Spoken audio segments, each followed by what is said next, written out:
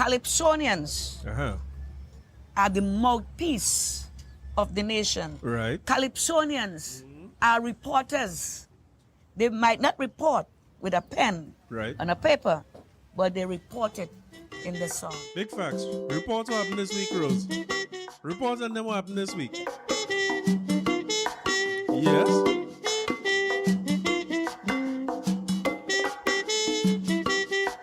Yes.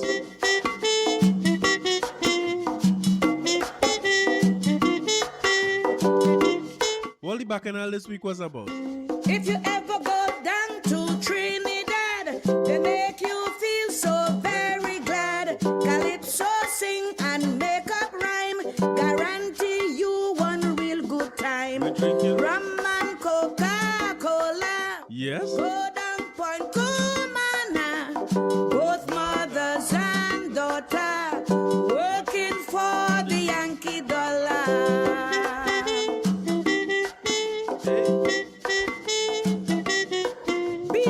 Hey, welcome to episode 55 of the Corey Shepherd podcast. It's so fitting I tell you Calypsos and tell these stories, no here. If Yankees come to Trinidad, some of the girls were more than glad. Young girls say they treated nice. They Trinidad like a paradise. It's Juve Rum and Coca-Cola. Go down Point Cumana. Yes. Both mothers and daughter working for the Yankee dollar. Working for the Yankee dollar. I wonder what I was doing for that Yankee dollar down in Point Cumana. Hey, the great Calypso Rose. Welcome to episode 55 of the Corey Shepherd podcast. Welcome to everybody who has been listening. And welcome back to everybody. Well, you know what I'm trying to say, right? Welcome back to everybody who has been listening all the time. And welcome to all the new listeners. Thank you. And again, all the podcasts are available everywhere, streaming services. Everywhere you could find our podcast, you could find this. And everywhere you could find an audiobook, you could find this. So since we on this thing where we so love local, right? We love local this week and we're very upset when foreigners interfere with what is local. I just want to put it out there that this podcast is local. So please listen to it and share it with your friends and make it spread like wildfire, you know what I mean? So it might be a good little thing to listen to while you're sipping on your Juve rum or whichever rum you prefer, right? But welcome. I'm happy for everybody and thanks for everybody who's been following on YouTube and all that too. So let me get into it now. It's rum, right? Rum and Coca-Cola. We have some rum thing to talk about and we have some Coke thing to talk about. But I mean, Juve is the start. So let me start with the Juve, right? It makes sense, right? So Michael B. Jordan. Imagine Michael B. Jordan just the other day. He was the girl them sugar. Nobody didn't be loved in this world more than Michael B. Jordan. They love him and his body and Wakanda forever. And the full works, you know. All of a sudden now, no, it's just take one misstep and that is it. You come from hell. Michael B. Jordan Instagram. When I went on the man Instagram page, the average amount of likes he have is about, let me say, 1,000 to 1,500. Now, this week is about 6,000 comments underneath the man last post. Yeah, 6,500 comments underneath the last post. All his posts have about 1,000 or so comments, not likes, comments. About 1,000 or so and all. But last post he have, which have nothing to do with Juve, by the way, but it's 6,500 angry West Indians unleashed on the man over the course of this week.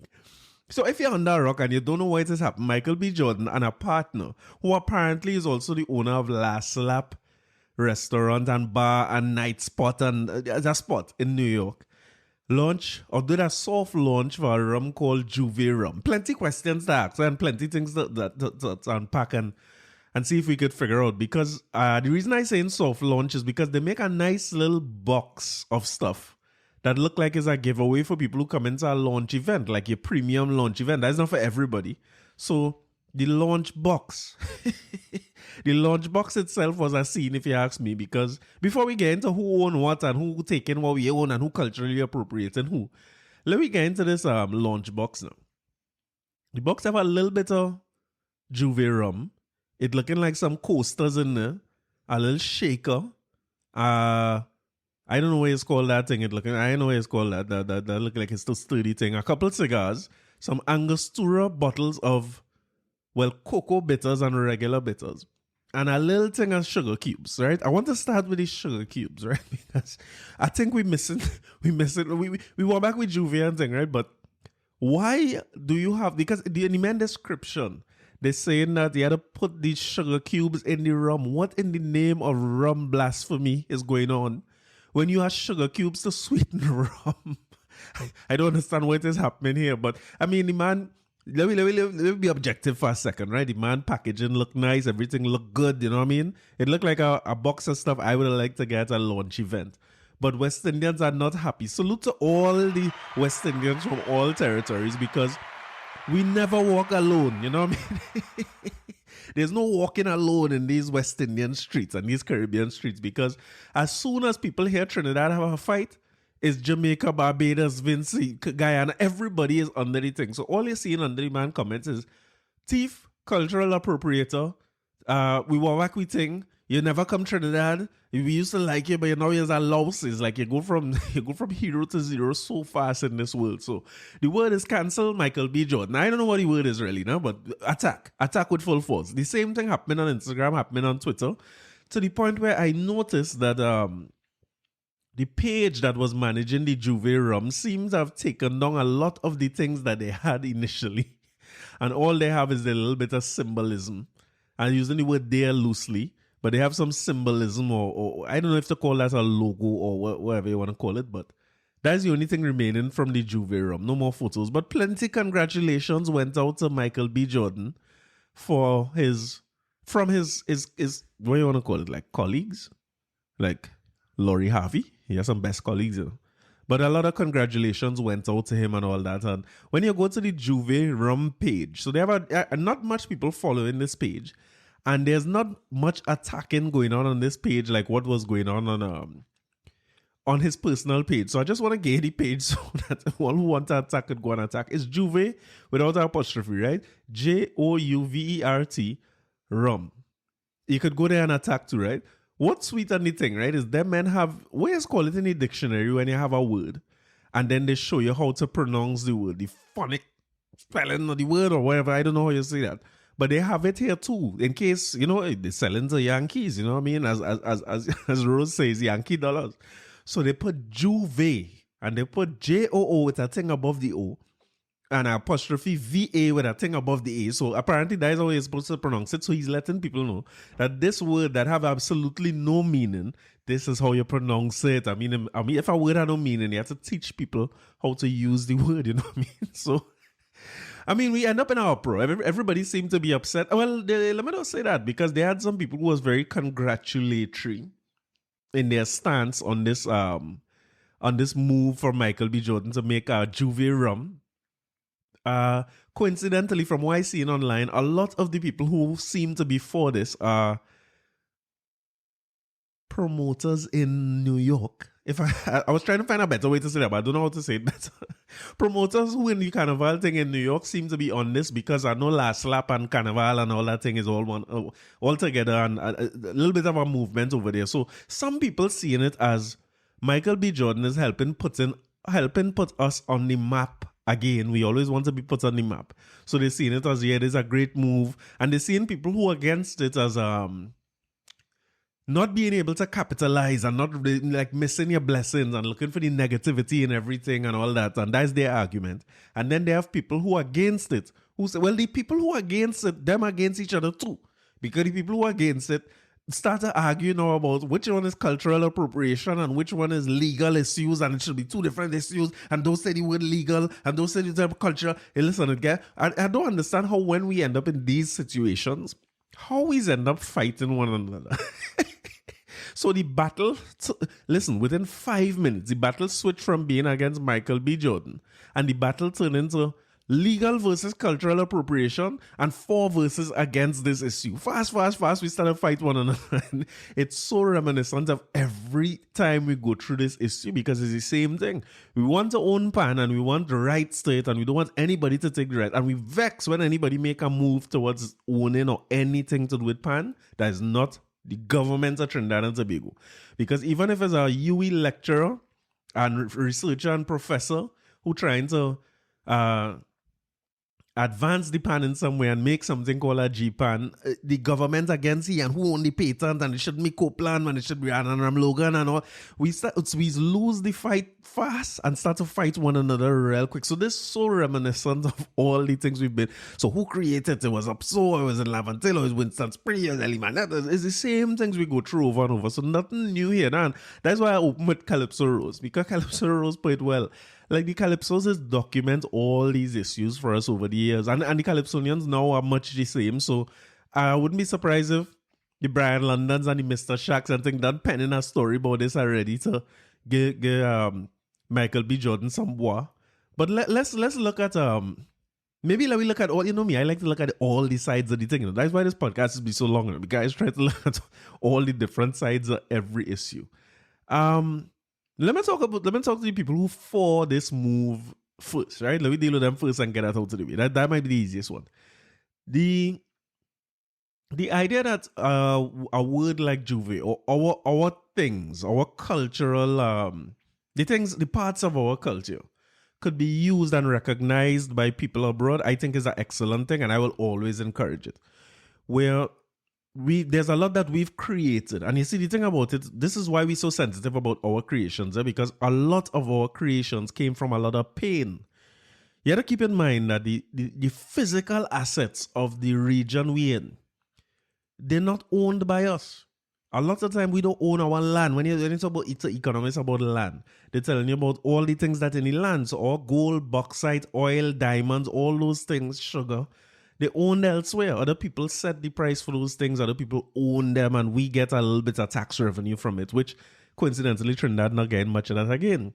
So in a big way, a lot of what the people feel they own, that's not owned by some British, it's not no British Juve and no British Carnival and no, like all that British petroleum and British gas and them things. We want to hold on to these things because in a sense, it is the most valuable thing that we have, is from us and is by us when you talk about our culture. And I'm not talking carnival culture alone, the entirety of our culture, whether it be music, food, festivals. This is where we started digging our heels, and we started, because we somehow don't get too worried about it when we're losing the oil and them kind of things. But you see, when you're threatening the culture, the thing that we really own, that is of the people, it's not just of a no government deal, can sign away, nothing like that. We get very worried, and we always stand up against it. And the only difference now is that social media is such that people have a way to get directly at Michael B. Jordan, which I see to be a good thing. People who agitate, or if you want to use the word protest or whatever, they're important. They are to get it thing done, because I will get help to talk about the legal side. I don't want to get into the legal thing because me and a legal person, I don't want to put myself in no trouble. But even if we have no legal claim to it, and I'll find out more about that in a little bit, we certainly have a claim that this is a part of our culture, a part of who we are. And I'm happy to see so many other West Indians join in this fight, because I believe in the idea of one Caribbean, and what belongs to us as a region, in my opinion. But the people who fall, that is a great idea, that we could have things that the rest of the world sees as valuable, and think that's good. How we capitalize on it is something that even the people who are for it are not clear on that. So you're saying that, well, we didn't use it, and look, somebody pick it up and use it, we don't value, or we have at least somebody else value it. Yes, that's great, right? So cool. How are we benefiting from that? Now, I'm not saying that I asked Michael Jordan, what's the man's name again? Michael Blackson? Michael B. Jordan? His name is confusing. His name is Michael Blackson Jordan. Mike. We can't really go after Mike for nothing, because it might not be something that we own. We'll get to that. But even if we're not benefiting from him directly, does a Juve rum help promote the Juve festival for people all over the world? And maybe this is why promoters in particular, a little vocal and saying, well, there's a good thing and somebody doing it and all these things, and so that they may have Juve parties. And this Juve rum, if that get to be one of the big, if that gets to be the biggest rum in the world, does it affect how well Juve as a festival is seen all over the world? I don't know if that is the case at all, but what I can say is I'm not sure what exactly the people who for it, how they're saying we could benefit from it. That's real unclear to me. In terms of the people who are against it, let me dive into the cultural appropriation thing. Let me put my finger in the sore where that is concerned. The first time I came across or heard the term cultural appropriation, is that term that used to make me uncomfortable. Because I am very, very Trinidadian. Eh? So you see, I just have a difficulty with all these new, and a Trinidadian and a old. Let me put that out there. So I want to use, you see the words that I don't know already up to a point? I feel like that's the only words I want to use till that do us part. So every time they come up with one of these new, what's sounding like buzzwords to me, I just have a difficulty with it. But I accede to youths. I listen to youths, and whatever the youths say, the youths have plenty more answers than I have. So they say cultural appropriation. The first time I hear it was when, like, white people do black things. That's the best way I can put it. When white people do black things, black people in the States get very upset, and they call it cultural appropriation. And it was coming out of the, I guess it was a term to express the way people feel when we develop something. We have very little. We don't have much. You all have so much and so much privilege. Yet you want to pick up something that we have and claim it as yours, as if you invent it, and then you go on to benefit from it big time. And we still suffer in the, suffer right where we are. So, maybe a little bit recent example of that was Kylie Jenner and them coming out with some Tupac and Biggie jerseys, and almost like if I'm not sure that they're trying to claim that they create Tupac and Biggie. So that's why it's always get difficult for me. Like when we say cultural appropriation, and I'm talking to youths in particular here who more in touch with this than me, whether you're young or you're at my age or you're young at heart. When they say people appropriating culture and they're walking away with it and they're taking the privilege to make it bigger and so on, I get that. Is that what we saying Michael B. Jordan is doing? He's using his, because you're not white, but he's using his privilege as what? First world privilege to take a third world name of a festival. I don't even know what to call it. A third world, something that is very, very close to us in the third world and very, very meaningful to us. And then use it frivolously, because that's the way I see him as using it, because he doesn't even, his branding people and his team don't even seem to know the genesis of Juve was the real origin. And in some of the papers to register the thing, it's saying Juve have no meaning in any, I mean, that's an insult, that's a slap. And I've seen a lot of people talking about that as well. And are also saying the same thing that I'm saying for the people who are for it. With the people who talking cultural appropriation, I get where you're all coming from. Privileged first world guy taking our little third world thing. We struggling with this and trying to make it into something big. He take it and he gonna make it into something big while we stay here and suffer, right? My question is this: what do we want? What it is we asking for? I understand the need to agitate, to protest, to attack in some cases, and defend what is ours, right? What it is we asking for? Are we asking him for recognition? Because I see in some of the comments saying, you never even come to Trinidad, you don't know about nothing about Carnival. So is it that if he comes to Trinidad, or he was coming to Trinidad more regularly, and he knew a little more about it, and included some more about it in his branding and packaging, were we going to be okay with it then? Because they're saying that he partner is a Last Lap man. Coincidentally, Last Lap is also ours. As far as I'm concerned, Last Lap is invented and created here. And we know Last Lap have no meaning on its own than the meaning we put to it, which we know what that is. So the fact that he have a partner who using that in a restaurant already, or a business over there, already says something, but they're saying the partner is a Trini too. So that's my other question. So we are unclear as to if what we want is recognition and acknowledgement in the brand itself, or if we want to make sure that the people who use our terms and our cultural, every time I try to say name and thing, I feel like I'm minimizing what Juve and thing means to us. That's not the intention. I understand what Juve means to us culturally. But when they use our cultural artifacts, like names like Juve and names like Last Lap, what we need them to be Trini. So for instance, I'm a Trini.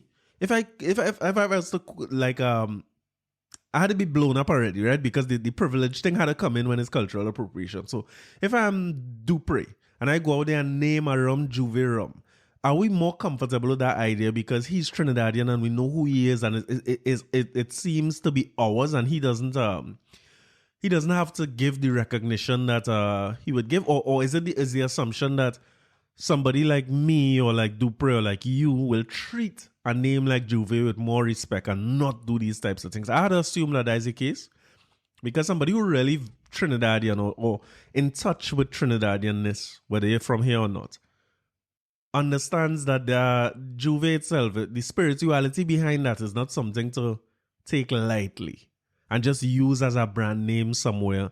Too much people suffer for that. You know what I mean? And there's no doubt about who owns the term Juve. Legally, as I say, I'll get help with that, right? But from a cultural standpoint, there's no doubt to me about who own Juve and Last Lap and all these things that that are associated with our festival.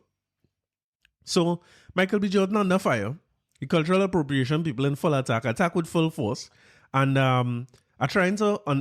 I from what I saw with our soft launch, I doubt that the pressure that we put now is going to cause him to pull back. I am interested to see if, people do some things with some platitude. So they might come and meet with some people who high up in the culture, probably promoters and things, when they understand what Juve is. And of course, some promoters will rush to the front of that line, and then he will come and he will explain, and they will do a press conference. And what he will do is donate a part of the proceeds to what happened here and make it available for the festival we in, and possibly sponsor a few bands and a few events and so on. And it will die down, leaving the cultural people, the people who are really in the culture and fighting with it all the time, still languishing, and now languishing without the voice of the masses behind them to go and attack on social media. That's just my prediction, but that might be the best thing that could come out of this, because I don't see somebody going through this process. Because once you're doing a soft launch, that means your branding and your production and everything, you well advanced if this thing coming out on social media. And again, congratulations. And you're seeing documents for filing for ownership or registration of this name and stuff. They advanced in this process. So if they're already advanced in the process, that ain't coming back. But again, let me see where the fight leads to. Let's see how long we could keep up the fight for and make sure that it's known. And my difficulty again is we had to be very clear on what it is we're asking for. Are we asking for recognition, for him to come here, for him to explicitly say it coming from Trinidad? We're not sure about what happened with the Angostura relationship. And that's another question too. Like, if we come and find out, is Angostura doing it? We comfortable with it at that point in time? Because Angostura is a Trinidadian company and the money coming back here and all that? Or is it still appropriation? Angostura, let's take Michael B. Jordan out of the equation. If Angostura had used the word Juve on their own to promote a product, how would we have felt about that? So that's where we are on that. As I say, with the legal thing, we will get help in a little bit. But we have to keep in mind that fighting one another while we try to fight a enemy, let me say that quote-unquote an enemy, it can't be productive. We have to be very, very clear on what we want, what we're asking for. And the more proactive we are with that, I don't understand why somebody can't have the argument that is cultural appropriation without somebody who is legal coming to say, well, hey, we have no right over this at all, so people can say whatever they want. And the reverse is also true. I don't understand why somebody can't put forward a point that says, hey, from a legal standpoint, we have to get our act together and start protecting the things that we want. If you own assets, I am responsible for the assets. Let me talk about things in my house. I'm responsible for everything in my house, my car, the safety of my family, and all those things. If a thief come in here and thief things or do somebody something, the thief wrong. There are no two ways about that. The thief is wrong. The thief can't come on my property and take what I have. But I could only control the things that I could control. My assumption is that thieves will try to come. It's our people with nefarious intentions. So what I will do is put as much as possible in place to ensure that I make it very difficult for a thief to come here and thief anything or do my family anything. So when people talking about the legal side, they don't care less than the people who talking about it from the side of cultural appropriation. And the reverse is also true. The people who talking about it as cultural appropriation, it's not that they don't care about the legal side at all. A lot of the legal battles happening already. A lot of the things that we want to do and we know that needs to be done, they're happening already. But in the interim, if a thief come in my house, we had to address that at the time. So it's not like if a thief come by me and I ain't bothering to report it to no police and I ain't going to look for the thief or nothing. I just say, oh God, I should have put up an alarm and I should have put burglar proof. It's really not like that. So we have a kind of binary narrative where for me to be right, you have to be wrong like hell. You know what I mean? It's a very uniquely Trinidadian thing. But before I get into the legal side, right? I want to I want to use an example here of a very similar situation that we went through with this before. Everything is recently for me, because I think I reached the age where everything seeming recent to me. But I don't know how good people's memory is on this, right? You all remember a brand called 10K in rum? How good all your memory is? They had a brand called 10K in rum, right? It was launched in 2015. And the idea behind 10K in rum was that it was a Trinidadian rum. This was owned by a company named LVMH, right? And I just want to make sure that we make sure we're on the same page now. So I want you to take in the brands that are owned by LVMH. Let me give you some of the brands. LVMH stands for Louis Vuitton Moet Hennessy, a French company, right? And they own, of course, Louis Vuitton, Bulgari, Sephora, Givenchy. I don't know why I try to pronounce these things now. I'm in trouble now. Fendi, what is it? Fendi, Tag Heuer, whichever one. Tiffany and Co. Moet and Chandon, Veuve Clicquot, a Hennessy, of course, Chanel. Several brands, right? They own a lot of brands, and not just brands. I don't want to use that loosely. Like some of the top brands in the world. So this French company launched a brand called 10K in rum, and I want to read something here real quick, right? Originally launched in 2015, 10K hails from the Bennett family's ancestral home, Trinidad and Tobago. It's nothing like any of the other rums produced here, though. So they done start to shoot at we local thing already, right? 10K is crafted from first-pressed Trinidadian sugarcane juice. Jesus Christ. A method similar to the rum agricole technique used to make Martinique's world-class rums. Every other Trinidadian rum that I know is made from molasses. This is the people that know this was they marketed. So I'm just trying to shoot at Trinidad rums and just catching strays. Does the difference make 10K better? So they went on to talk about it. Now, a reading from an alcohol website called Uncommon Caribbean, right? That rates and talks about rum and that type of thing. The reason I can't read from 10K website is because that product has been discontinued. It no longer exists. It was a big thing. And if I remember right, they came to Trinidad here. This is LVMH themselves. And did a photo shoot in Movie Town. That was looking like there was the idea behind it was to promote the thing, and a lot of the imagery for their website and stuff would have been done, if I'm not mistaken, right in Movie Town. A sort of launch just like what Michael B. Jordan did. They did something like that in Movie Town, and the people who were there were the biggest influencers and promoters and radio personalities, and I don't remember there being this amount of uproar when that was done back then. But in fairness, Twitter and Instagram and those things weren't what they were. So if the uproar may have been there, because the people who are for the culture tend to be for the culture. So it's just that we might not have seen it, but I could tell you that a lot of the people who were influencers were part of that launch. I remember that. My memory is so good enough, but I remember that. Now, the thing about it is, that story behind 10K, so the name 10K comes from the fact that them men say they take 10 stalks of sugar cane to each bottle of rum. Jesus Christ. The Michael B. Jordan, they had to sweeten the rum. Them men take the sugar itself and put it in the rum already. That's generally how he do it. He don't sweeten the rum when he's done, Michael. But imagine that they say 10 canes to everything, and them men put together a story about getting cane from the rolling Caroni plains. That was on their website at the time. And I remember this because I talk about this in marketing classes to students all the time. That a big part of branding is about a story behind the thing. And my point to students has always been the story don't have to be true. I used to talk to students in Guyana about this all the time. But that was maybe 10 years ago when they were now looking to start to get into oil and gas seriously as an industry. They just had the initial oil finds and thing. And I was saying, listen, you have to find ways to brand things and protect. It's a very similar thing to what we're talking about now. But anyway, the stories behind brands don't necessarily have to be true for the thing to sell. People will latch on to that idea of 10K in rum, and when they're sipping their rum, the eye closed, boy, and they're thinking about, wow, this is just like in Trinidad. It's transforming, it's transporting me to Trinidad, and I'm in that island vibe where there's carnival 24/7.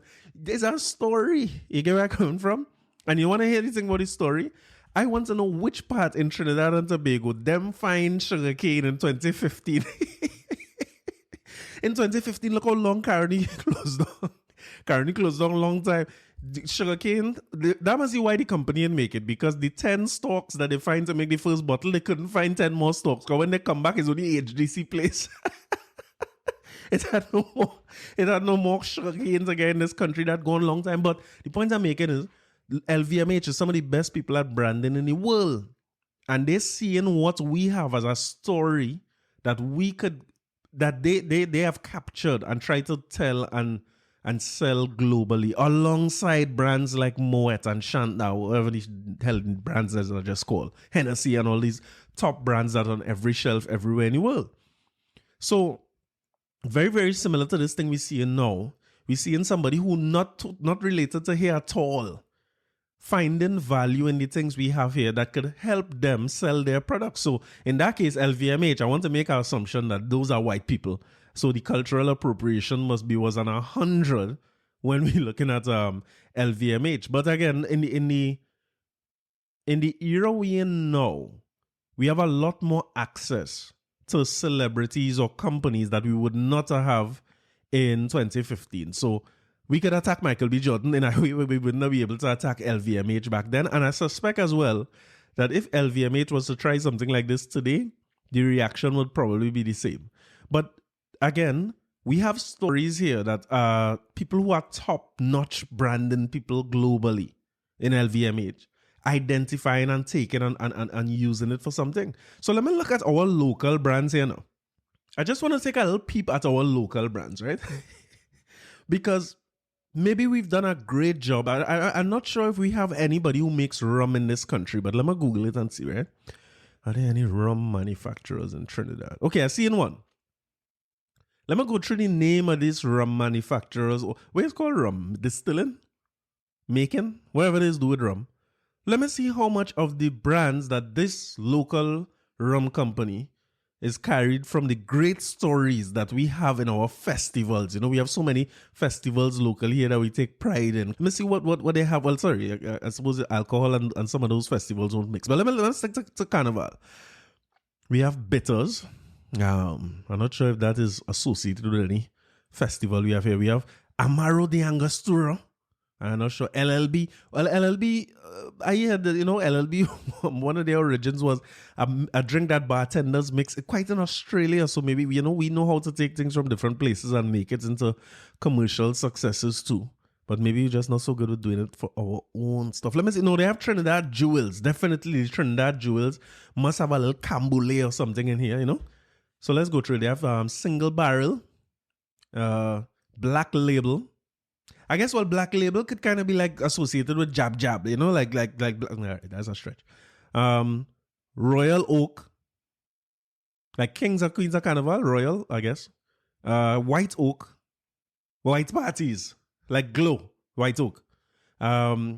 Forest Park Puncheon, well, at least Forest Park, let me see what it says here. Forest Park was developed for the exclusive use of the Fernandez family and their estate workers. The name is derived from the old sugar estate that the family acquired in the 1930s. Hey, you hear that? LVMH, 1930s was when that sugar. So, all right, that's associated with something to do with Trinidad. Great, and that's a good seller. Rum Punch. I don't know. That not looking like it. What else they have?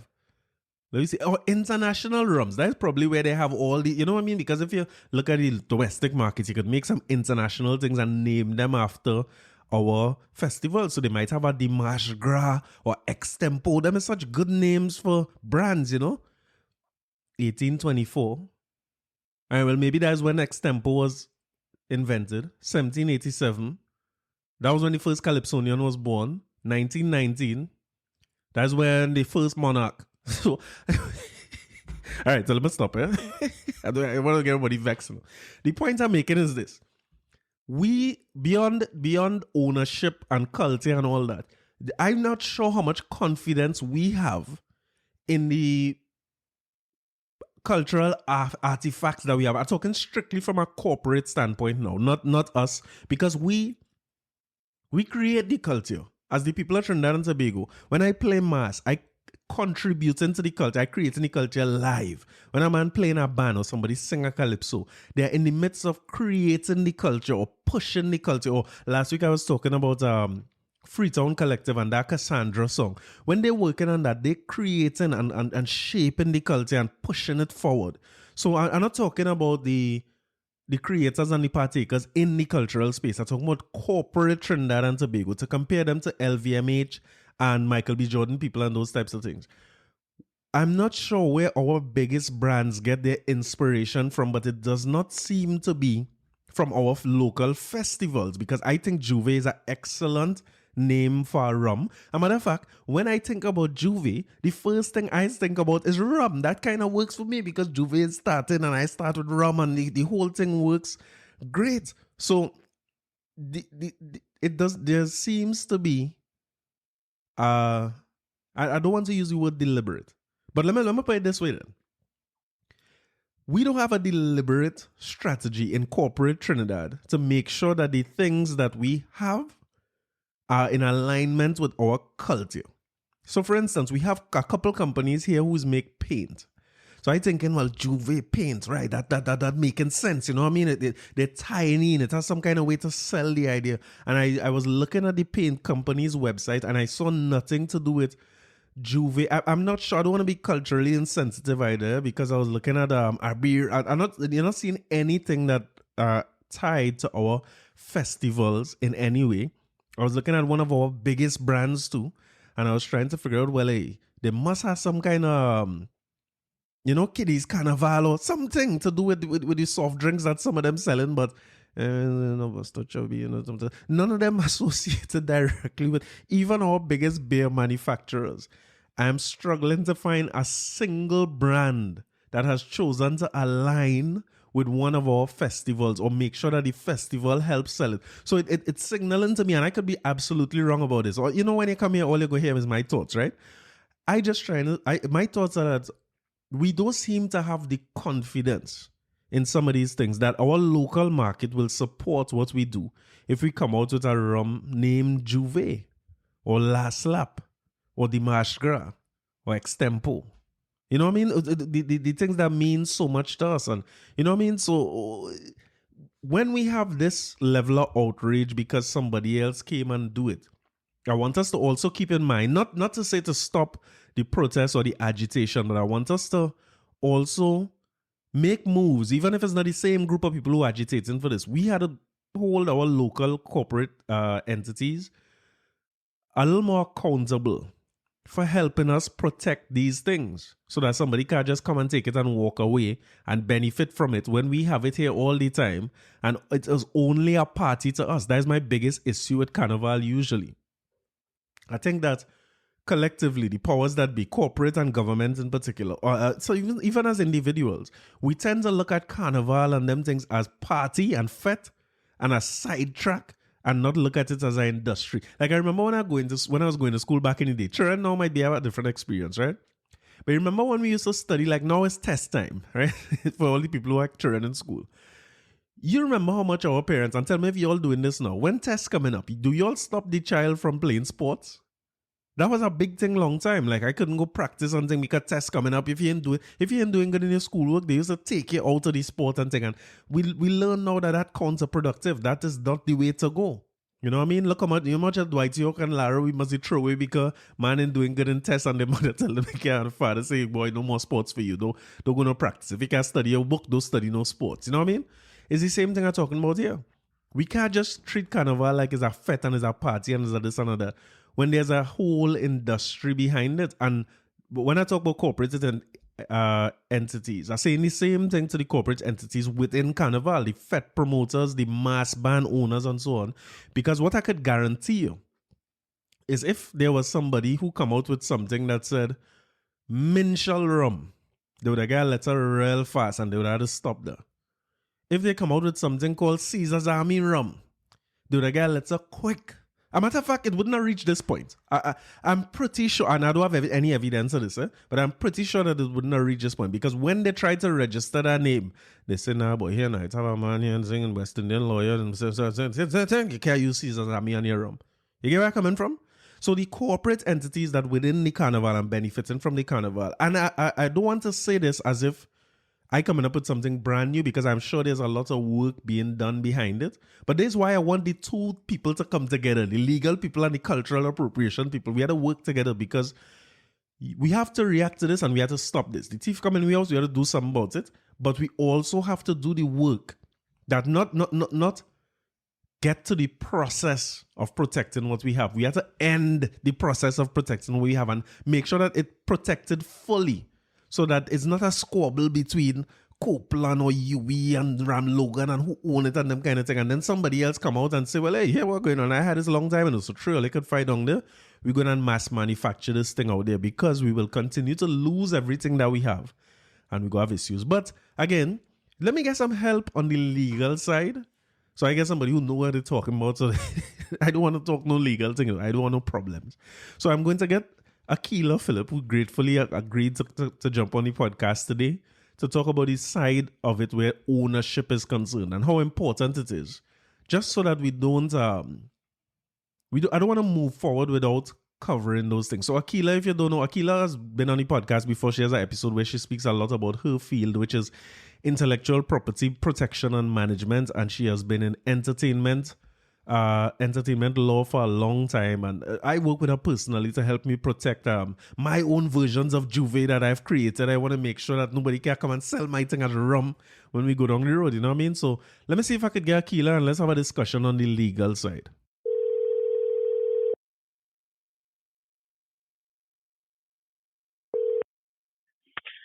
Hi, Corey. Hey, how you going? I am doing fine. I call you because you're the guru of, I want to say Bacchanal and Kankalang, right? But let me say IP first. Oh, Lord. Because everything I know about intellectual property, the little that I know from you. So we've been having these conversations. We have. So I find myself talking about this thing with Michael B. Jordan and Juve. Well, everybody seemed to be in the midst of this conversation. So I say, you know what? Let me not talk about this by myself and give my own opinion. And final was your opinion, at least on the legal side first, the intellectual property side. So I have some questions. Right. I don't know if you want to give your overall take on it or you want to go to questions. So I've been tagged in it whole day, and ironically, it happens to fall on Father's Day. So, to say that it had my undivided attention will be a lie because I still believe in celebrating, Father's Day. But I did have an opportunity to, just slightly browse what the concern was, and people. I understand as Trinidadians, Juve is part of our culture, is entrenched in our history. So I can relate to the concern and the uproar. But then having to look at the legal side of what it is I've been seeing online, I have my reservations as to the validity of an objection. Right. So I guess we could start there. Well, I want to talk about the legal side because there's another side to it that I think is valid that people talking about. But I'm eager to hear somebody who is, I want to say, an expert. If I could be, I don't like people to call me that, but I'm going to call you an expert because you come across that way to me and you have the background and the experience. And I think that what happened on social media is a lot of the emotions behind it and the way people feel is being discussed. But we're not getting to see much of the legal side until I saw a post from you that was detailing the trademarking process and how is that IP issue overall. So my first question to you is, using the name Juve, can that be protected? Can somebody stake claim to Juve? Because last time we talked about public domain and thing, I only trying to find things in the public domain now. And to be honest with you, the word Juve, I guess as a Trinidadian in my culture and with African heritage, Juve is not an uncommon thing to me. So it seems strange that somebody could try to take ownership of the name. How does that work? Well, remember when you, first of all, in terms of being able to register trademarks are not just like a bland, wide brush that it just dab across everything and I own this word and nobody else could use it. Trademarks are registered according to the goods and services that are identified with the products or the services I mentioned. So if you are, let's say, for instance, you have the name, looking at the name Juve, since that is the topic of discussion, and I decided I wanted to take Juve and create, let's say, jewelry, for example. Right. Or I wanted to create rum, or I wanted to create apparel, or I wanted to create beauty products. I can if there is no registration for Juve within those areas of commercial activity. So what it means is that when you use a term and you give it a secondary meaning where it can be identified with a good or product, then it's no longer the standard terminology as people know it, but now it has another meaning. So Juve, in terms of carnival and the history that goes with it, means something to us. The question becomes now, is that meaning being used in the context of the registration? Right. And if it is being used in that context, and we are looking to make an opposition in another jurisdiction, is there a registration in that category that will prevent this registration from being accepted? Trademarks are also jurisdictional, so they apply within the territory in which they are registered, unless you go through an international filing system where you're able to designate at the time of filing other jurisdictions where you want the trademark to take effect. So the jurisdiction in this case could be like a country? Yes. Okay. So let's say you applied in Trinidad. The Madrid Protocol is in effect, it's been incorporated into our Trademark Act. So what could be done is at the point of filing, you can say, I want the name Juve to represent rum in Trinidad, in the UK, in the United States, in other parties that are a party to the Madrid Protocol, other countries. So you can designate 4 or 5 countries to also have that application be granted to be protected in those countries. If that's not done, then it's only protected in the country where it's registered. Okay. Well, you use some examples in a post you made on Facebook of secondary meanings. So Monster being a like a villain, or I think in a show you said Monster energy drink, it could fly. Carib being a beer, Carib was a designation of a kind of people or short for Caribbean, but it could be registered as a beer because that was not the original meaning. Right. Or Apple Electronics, right? Right. So it makes some sense to if just talking from a business standpoint, if I want to register something, 2 things that are not closely associated with each other make some sense from a copyright standpoint. Yeah, and that's actually the best direction to go in. Do not ever go very literal or descriptive in what you're doing. The odds are you're going to be rejected within that class, or having the direct representation of what you're doing. So if you are an automobile, auto parts place, yes, your registration for your company could be Sam's Automotive. But in terms of your trademark, and what your brand is going to be or is going to be known as, you don't necessarily need to have automotive, tires, those type of words, because it's descriptive of a service as opposed to a brand. Okay. So I guess from that standpoint, there's little that if they're already going through I would assume that if they do what look like a soft launch to me, they probably have those things trademark. I would not go out with something like that public if I didn't go through the process. Okay, gotcha. So it would have been accepted. Yeah, and that's what I'm seeing online. My disclaimer is I haven't done a deep dive, but I'm seeing that this has not only been filed, but it has gone through the objection period. As you remember, I when I spoke before, that trademarks have an objection period whereby it's placed in terms of how the owner wants it to be represented, so that others with any interested party could say, I oppose the representation in this particular manner, or I have a vested interest because I operate in the same area of activities, and it can be confusingly similar. The pronunciation, even if the graphic representation is not the same, the pronunciation can be considered confusing to my customers. Right. There are numerous reasons that you can raise an objection. If the objection period passes and you have not raised an objection, then it will go to the next phase. And from what I'm seeing online, subject to further research, a notice of allowance has already been issued by the U.S. It's a matter of formalities now for the trademark to be accepted. Understood. I appreciate that. So this objection period, let's talk about that. If there's a Right. claim that you list a number of reasons why somebody could make a valid objection. Right. So does that, the person who making the objection, do they have to own the name separately? So for instance, you use Apple as an example. I don't own Right. Apple, right? But I'm passionate about Apple products. If I was to see something in somebody registering something as Apple that I feel is close to electronics, can I call you and say, Akila, we need to make a claim to stop these people from doing this? Or does the person who own it have to make that claim? So for you to make that objection, then you have to have been operating in that area of commercial activity, and you have a registered trademark Right.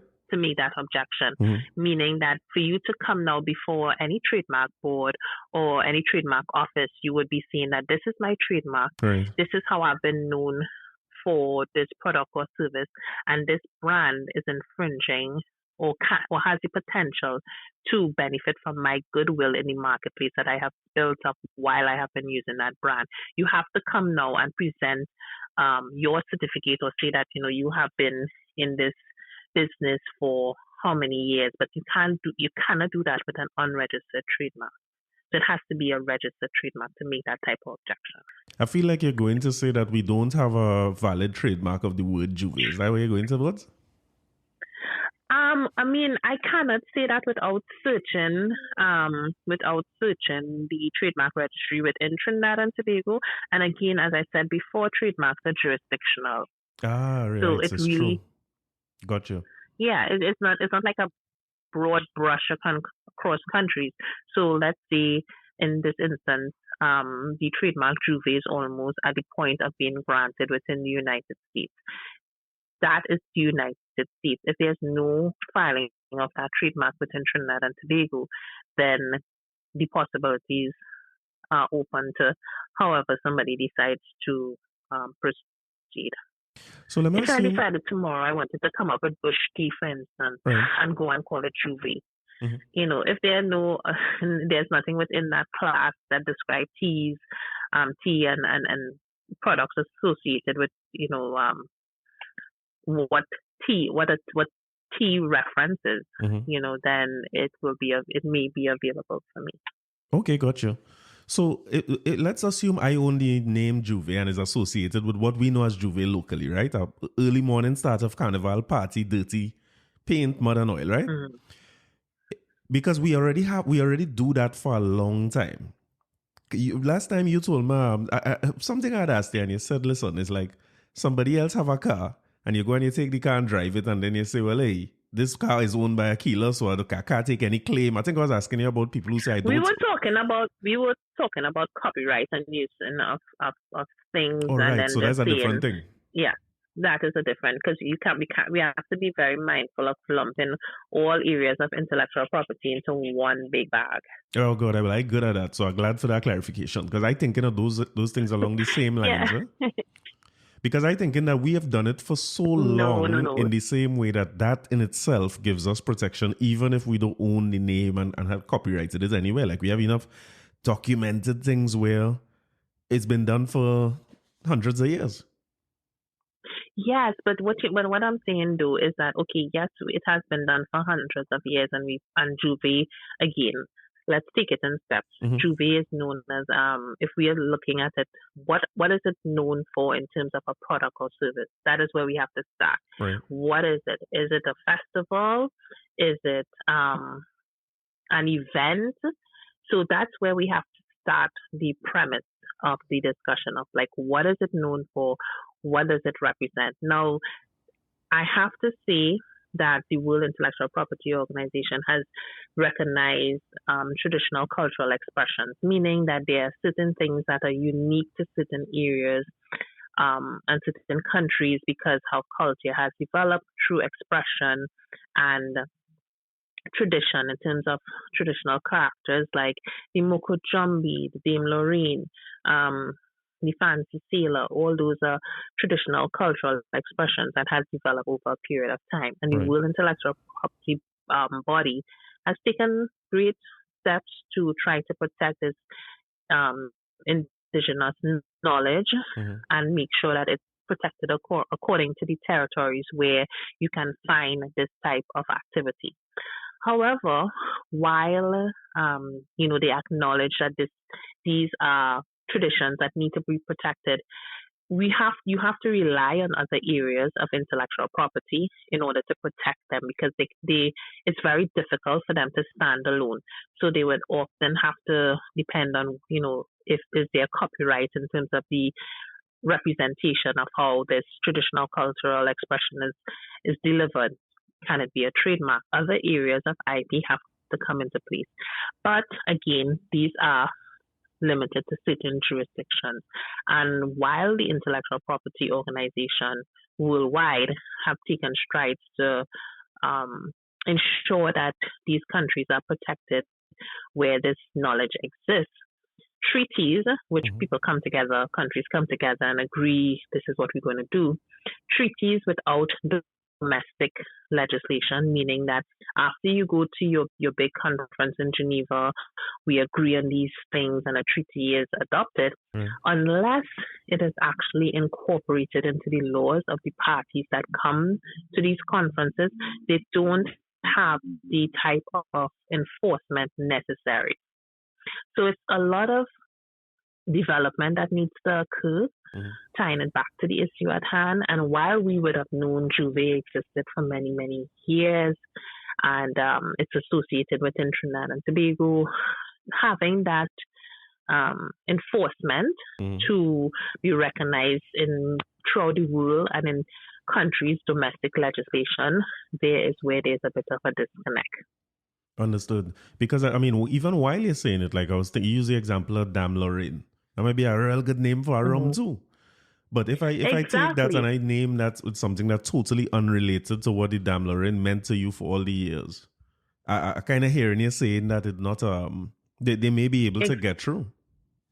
Yeah, and that's the same thing. It's taking something that which is why when you're thinking about trademarks, always go in another direction. I use the example of being able to take something that is common in nature and given it a secondary meaning so that it is elevated to mean something else in another culture or another term. I mean, now everybody uses zest to refer to people or partying, but zest, I remember it being associated with things like bacon and spices and taste. Right. Gotcha. So when I use the example Monster, it's given something that you would have not thought about as a beverage or a food. Yes, a meaning that everybody now knows. Coming up with words that mean something else, elevating it to a status that has a different meaning. Now, I noticed that they said in the application, not known in any other foreign language. That may have just been lack of research, probably on the part of the filing attorney or the examiner at the trademark offices to know that it has a meaning in another country. I was wondering if they just put that there so that they don't have to deal with this Juve issue here. No. That is something that is normally done when you make your application. Okay. Oh yeah, so they probably just say when making application. So it probably was just a lack of due diligence, or that is probably that's the best thing that I could come up with in terms of why it may have been recorded as such. Understood. Well, they're saying parts of the group that is registering this is Trinidadian. I don't have anything to validate that either. They're saying there's a Trinidadian guy who won Last Lap in New York who associated with this with Michael B. Jordan, but I've been looking for something that says that somewhere, and I not seen anything except Twitter and Facebook and so on saying that. So I don't know how true that is. But no, as I was having an interesting conversation with a friend earlier today, and she was, trying to reconcile the legalities with appropriation of culture. I say, okay, let's take the trademark issues aside and the legalities of something. If you want to have this conversation about branding and marketing and what the the optics of it look like in terms of appropriating somebody else's culture and terminologies, we could have that discussion, right? Looking at it from that perspective, taking the trademark off the table and what the rules of trademark provide. We could have that discussion. But when we start going down the trademark rules and regulations, we definitely, I can't not look at what the law provides and how these principles work. But on the topic of jurisdiction, if I was to own the name Juve and have it associated with what we know locally as Juve, we always have a version of our carnival in several countries all over the world, right? So you have Barbados and Canada and in several states across the states and Europe and so on. It means that I would have to file in all these different jurisdictions, or file one that I could get up to 5 and then file for the others as well. I would say if that's the case, think about events, because there are festivals around the world, and especially in Europe, that have trademarked their festival name, right? I would say look at even bands and brands locally, such as Tribe. So Tribe is a registered trademark. So Army is a registered trademark for the Army Fed that they have every year. Sorry, Army Fed. So Army was able to register Army as that trademark? Yes, it's registered with the trademark office. That's great.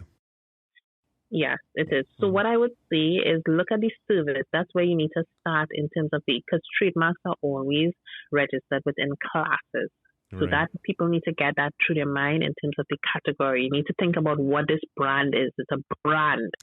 So when you think about Juve, you need to think about what the brand is, what the brand is doing, what the brand represents, what product it serves, or what service it provides, and then you take those steps for protection. No, but Akila, to me, when I think about Juve, I think about rum immediately. You know, I don't know if it's just me, but as soon as I hear Juve, rum is the first thing that's come to mind. Both of them are openers, you know what I mean? It's so associated with one with the next. So I was trying to figure out how they could That is so funny. That is so funny. We need to go to who we'll go to. How do we start that process? Because you see, I hear you on the separating of the discussion on cultural appropriation from the IP and legal discussion. And that's why I wanted to call you, because we could back and forth. I mean, me and you could sit down and talk here for hours about the idea of cultural appropriation and how morally right it was for Michael B. Jordan to do this, or he and his partners to do this, right? But where the difficulty lies for me is I try to always focus on the things that I could control. And maybe that's why me and you met in the first place. After the first 15 minutes talking to you, I realized I'm in some trouble. I need to get guidance and go through this process. You need to do things. Yeah, you need to do things differently. Because what I saw was that I was going down a road where some Michael B. Jordan somewhere could take up something that I put my blood and sweat and tears into. And blood and sweat and tears is nothing compared to the collective blood, sweat and tears of our country, and especially given our history, both the history of rum and the history of Juve. That's why people are so emotional about it, you know? So, yeah, because, I mean, he was very, very skilled. It doesn't, nowhere there it references festival, it references celebration, it references rum. So, again, you know, and it's specific to the United States, and most likely it's a federal trademark, so it would be applicable to be protected in all these states in the US. So what you're saying essentially, got you. What you're saying essentially is that even if we had everything, all our ducks in a run, we had it protected in Trinidad as being a festival, they would have still get through this trademark over there, no? Yeah, if it was not, if we just protected it within Trinidad, a registered trademark here, then again, because it's jurisdictional, if we didn't file or make an objection, one, during the objection period, and two, we didn't have any marks already in existence there, then the likelihood, especially if it's in a festival, which festival may not necessarily overlap into rum, then they are operating in two distinct classes. Also, if they're in a distinct class, let's say we had it protected in the States, but in a distinct class because they're dealing with a product and we're dealing with a festival, they might still get through too, yeah? Exactly. You see, you take out a lot of the emotion. And then sometimes... Go ahead. Yeah, and then sometimes, I mean, marks can be so popular that they overlap. Right. Products such as Google, Apple that have built up that level of goodwill, and popularity in the marketplace.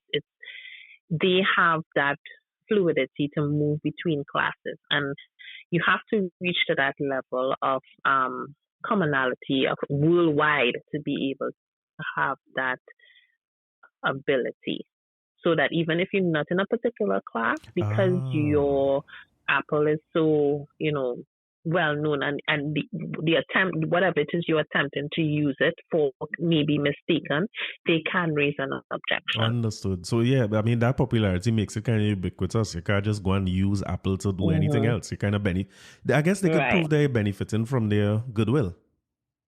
Right. Exactly.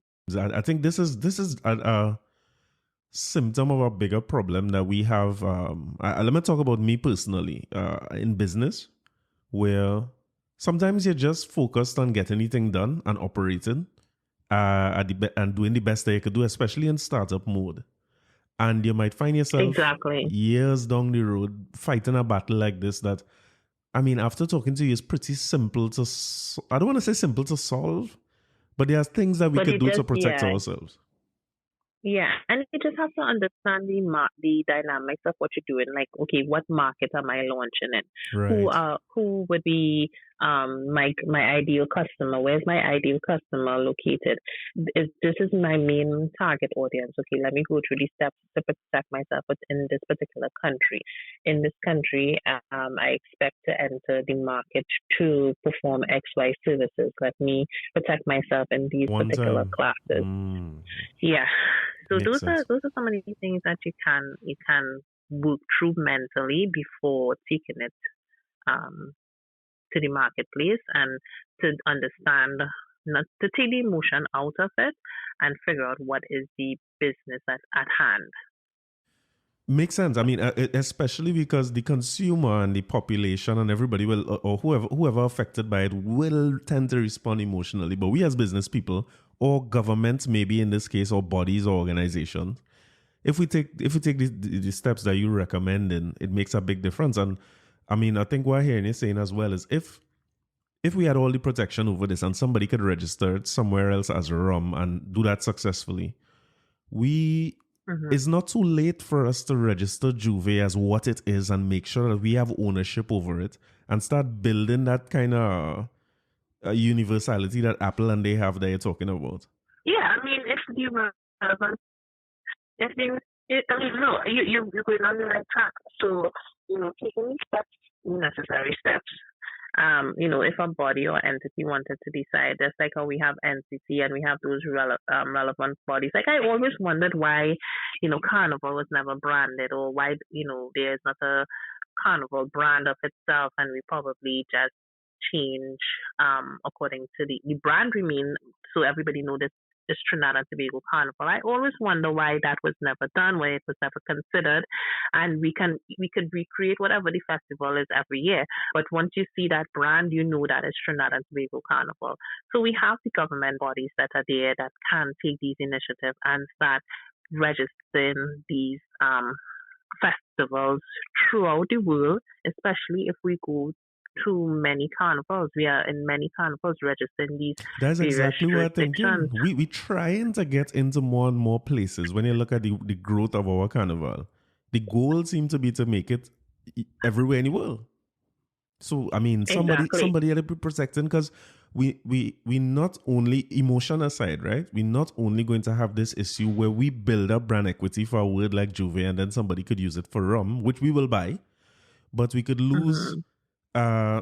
Monday Night Mass, Dame Lorraine, Midnight Robot, so much of these things that we've done so much work to come up with, they could be used anywhere. Right. We're not using it. Angostura, our local rum brand, has chosen to name their rums. They could have named it our rum Juve, but it's White Oak and Black Label and 1919 and a series of other things that might not be directly related to our own rum festival, if you want to call it that. So I think we had risk. Right. We had risk beyond this emotion, and when everybody this upset. Should be, And this should be a wake-up call to the entities that have a vested interest to think through it and say, okay, let's see how we can think about this as a product or a service, and let's see how we can use the intellectual property tools available to protect the the culture. Let's see how we could protect the culture. It's a business at the end of the day, and it's an industry. It's a creative industry.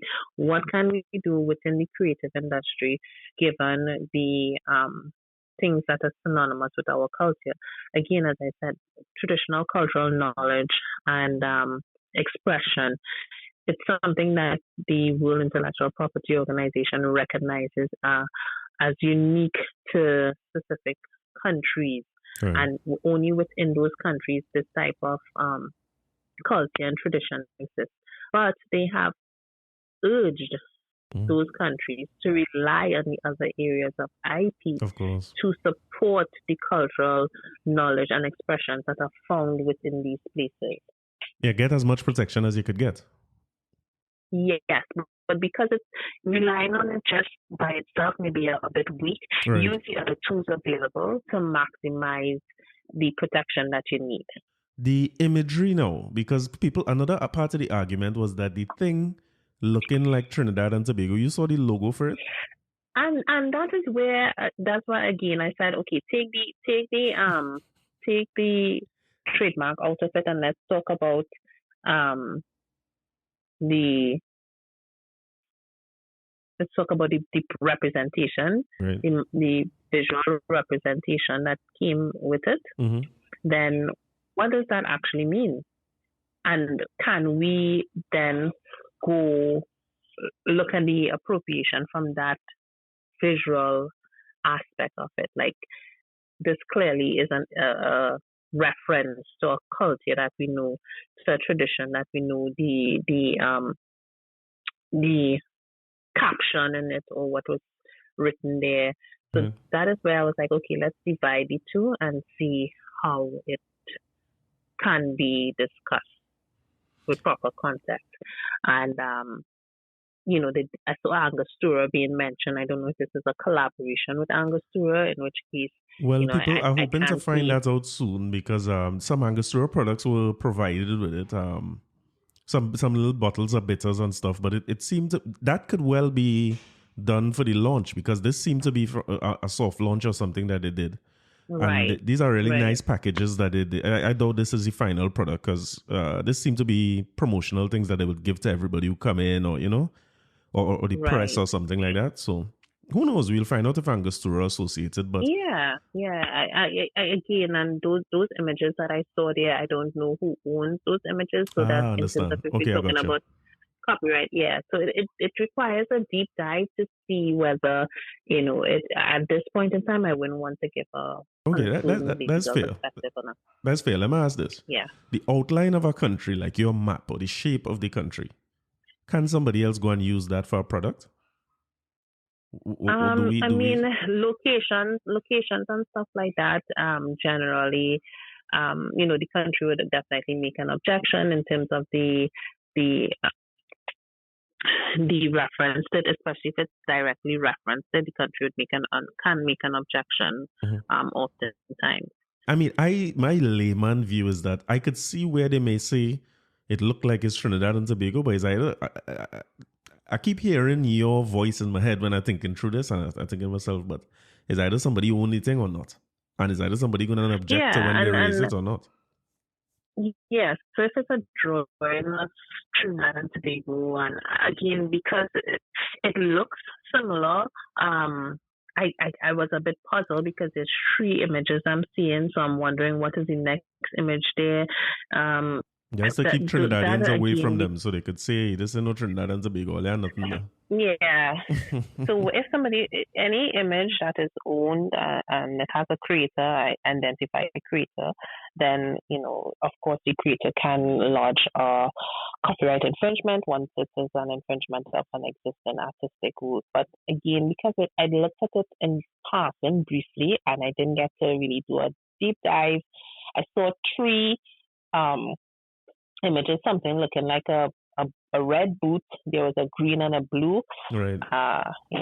I wasn't sure. Yeah, I even see what people to say. comparing that to the old, if you remember the old spirits of Trinidad thing, people was even comparing it to that. And I was like, wow, this is going deep. But as you say, people, I could see why people Right. would be upset. These things are very, very meaningful to us. But again, that is why after talking to you, I say, listen, let me talk to you and try and work out some of these things. Because the things that I work on that meaningful to me, I don't want to think Right. that somebody could just use, it would be so uncomfortable. And discomfort might be the least of my worries. If somebody was to really pick up the things that I work on and put my soul behind, and then it's no longer mine, or it being misrepresented somewhere or something like that. So I think this is where I, like you, make the separation between the two things, because I want to focus on what I could control and what we could do. Like, we had to start paying more attention. If we genuinely love the things that we love to cause us so much outrage, why we don't just take some steps back? And as you say, take this as a learning opportunity or a teachable moment. I'm not taking anything away from the fact that we have to address people who appropriating culture unfairly or without giving credit or financial dues or whatever it is. But we had to take some responsibility for the things we own. And it's funny, Akila, these things always come and prove to us how much value we have right here. But we don't seem to want to, we don't want to tap into our own value that we create and so on. Because as I say, we have rum companies here, we have beer companies here, we have a big festival that all of them have the most sales for the year in that festival that we have. But I struggle to find a single brand that is using a word directly associated with Carnival. It's tricky. But yeah, and that's what I don't. As I told somebody today, if today or tomorrow I decided I wanted to take Calypso and turn it into a rum, if I wanted to turn it into my, I decided I wanted to start a carnival school, and my service would be Calypso. Unless there is something out there that is already registered within these classes, and there's an objection, etc. All those things I mentioned before, there's possibility that it can be granted. Yeah, so in other words, it's not too late. We could still protect what we have. Yeah. Yeah, the relevant bodies could get together and say, okay, you know what? Let's think about protecting Juve as a brand. We're going to, brand it according to the service that is being offered as a festival, because there are many festivals around the world that are registered trademarks. I never forgot back in London in 2012, doing my master's in entertainment, and I was trying to explain Carnival to my professors, and telling them about this festival and how what it means to my country, etc. And they said to me, well, why is it not a registered trademark? Why is it not protected? Because there's so many festivals throughout Europe that go on annually. You go to these different countries, and this festival is happening every year. Right. Yeah, agreed. And the States is the same thing. When you look at Coachella, Woodstock, all those things, they guard them fiercely. They know what the brands are worth. You know what I mean? But I've my final question to you before you go and be like a professor who asked you that question there. When you're going to approach the Ministry of Culture on these bodies, Akila? When you're going to talk to these people? Well, you see, you asking me answers. Who says I haven't had these conversations before? Oh, okay. How far along the process we are? No, I mean these are questions that have been asking for many years. Right. It's not something new. When he asked me that back in 2012, I was like, wow, 2011, 2012. I was like, really? And I started looking at it and doing my own research, because most of my papers when I was doing my master's was focused around Trinidadian culture. One paper I did specifically on traditional cultural knowledge and expressions, and he was really fascinated about my reference to our characters, such as I said, the Dame Lorraine and the Moko Jambi, and how to protect those cultural expressions. But since 2012 to 2021, I struggle to see what has evolved and how that is actually being applied. The research that I did then, it hasn't progressed in any major way to today. So, oh god, there's a depressing note. So we expecting more of the same, basically. Then, if that's the case, But again, what could happen is we just have to use the tools available, knowing that the World Intellectual Property Organization recognizes these cultural expressions within these various countries. It recognizes, New Orleans have their culture, their marijuana, of course. those things. And it is recognized, but just use the tools available to protect what we already have and know exists. But based on the work you've done so far, you know if any of that happening now? Like, are we in the process to do any of this, or? I know the Intellectual Property Office in Trinidad has been in these discussions and conferences.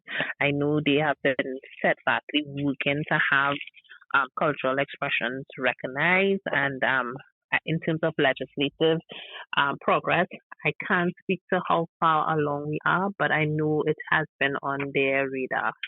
Okay. All right, Mama. Thank you very much. I think you shed a lot of light on this. I like that you were able to make the distinction between the two, because I think people fired up about it, and rightfully so. I mean, the emotion and stuff, those things have value. Like the discussion that happened on social media, I think it have value. But I really wanted to hear from somebody who sees that legal side for what it is, because I think that's a better starting point for us. The activism is good, because who knows if all this uproar, and listen, the man page is a mess with Trinidadians cussing him. I see they delete all the other images off the Rum page, and on his own page, the last picture he posted, which had nothing to do with any of this, they at him, West Indian people and Jamaica, Grenada, St. Vincent, everybody join it, and all the flags going up, because we are accustomed to this. We are accustomed to people appropriating what we have unfairly, whether legal or not, it's unfair. I mean, look at how we get here, So we always in this battle, right? But which is well, sentiments and stuff and emotions I understand. So which is why I say, there are two elements: the trademark aspect and the legal side. I understand. If you ask me from a cultural appropriation, cultural representation, I will have a different answer. Yeah, I'm sure all of us, I'm sure. But I think the starting point, the point that you're starting from is a more proactive point from where I sit. Because from the cultural appropriation standpoint, we will always be reacting to these things and then having to put pressure to get somebody to pull back, which would be at their discretion. Because if the people have the paperwork to show that they're clear, it will only be, so this Juve Rum thing is only at his discretion now. And if they're men in production or already in an advanced stage of branding, that's not changing. They're not going back over that process now. They're going to come back and say, hey, we have the paperwork to think. If all they want to take us to court or bring it, just put it in writing, send us something, and we could respond to that. You know what I mean? And they'll ignore all of it. But if we look at it from this standpoint, at least we starting to protect Juve for what we know what it is, along with all the other things that go along with it. Like you say, that tribe and army FET have done already. So food for thought. Exactly. Yes, thank you very, very much. Thanks for chatting as always.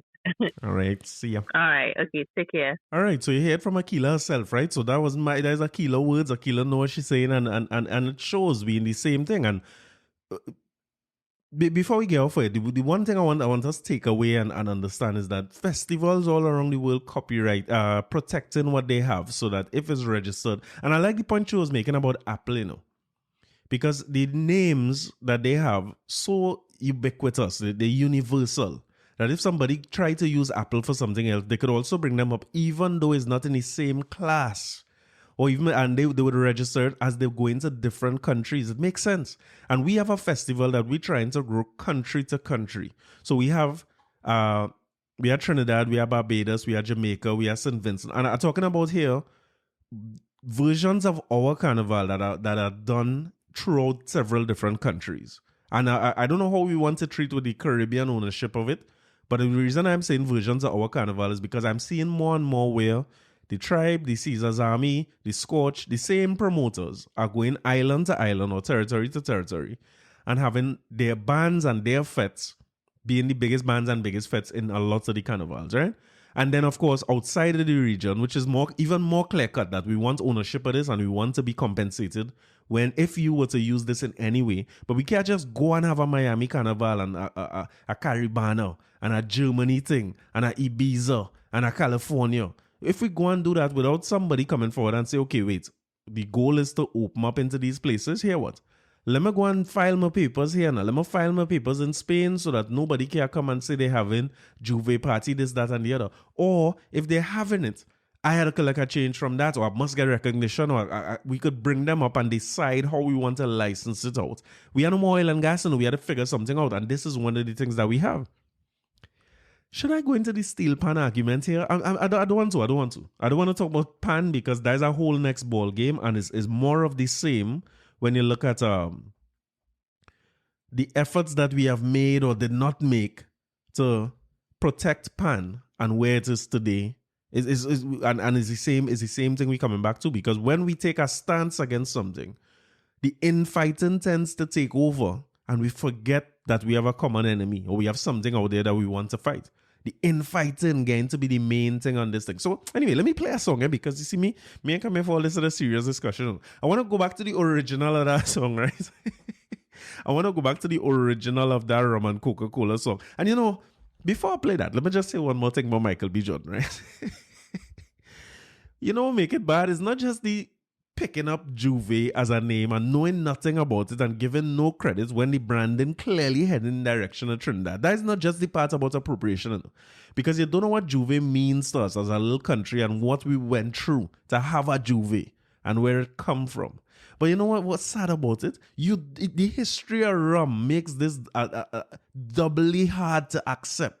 When you look at the history of rum and the blood and sweat and tears of so much ancestors that went into having a rum industry in the first place, it making me feel like if rum is a very Caribbean thing, beyond us trying to protect our festival, should CARICOM be coming together and trying to find protection for rum as a whole? Hear me out, because the people who have champagne in France, them do work and they I mean, after you hear from a legal expert, I don't want to foobar the whole topic, but they have the word champagne protected. Why we can't go and protect the word rum? But I want to play a song here, which is the original. I played that version from Rose, but I want to play the original of this song. This is from Lord Invader, and in combination with a fellow named Lionel Belasco from Barbados. And if I'm not mistaken, the song would have been released, I think it's 1947, if I'm not mistaken. I'm probably wrong about that, so don't quote me on that, right? But just taking the original of this song for a minute.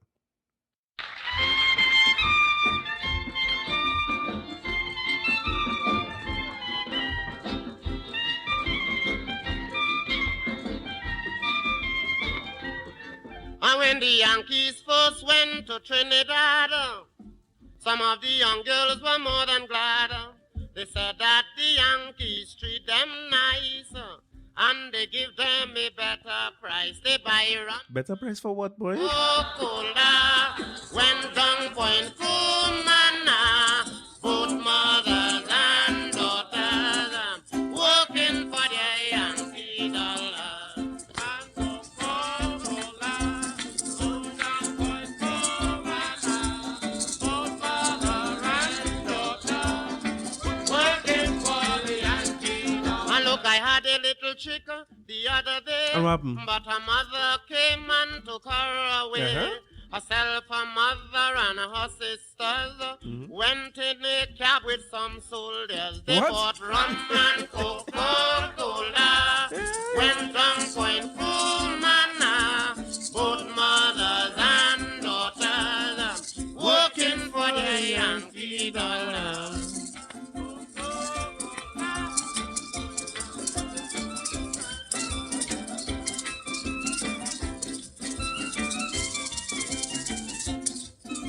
They have some aristos in Port of Spain. I know a lot, but I won't call names. And in the day, they wouldn't give you a right, but you could see them with the foreigners late at night. Rum and Coca-Cola, going down Point Kumana, both mothers and daughters, working for their young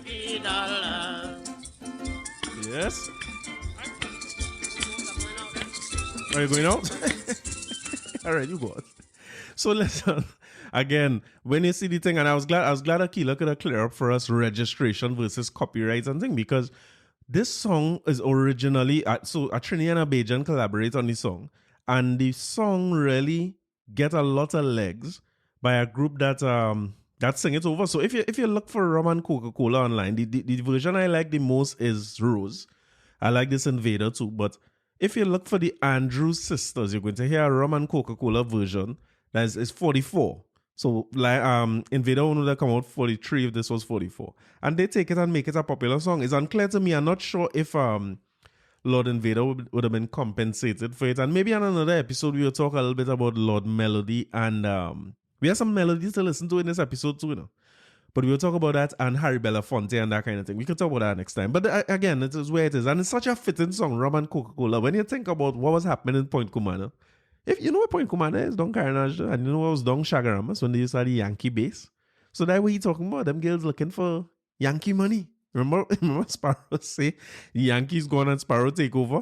Yeah, because now we have Sparrow say 2 shilling with a smile, you know, so it's serious matters. Them girls and them down in the West wasn't taking on no local, you know what I mean? So when this song is about that and the topic is about picking up something that is not yours and using it like if it's yours and going and benefit from it in the long run, it's fitting that a song like that should be associated with. But anyway, let me move on from that. That argument ain't go finish now, and I'm sure we go talk about that next week again.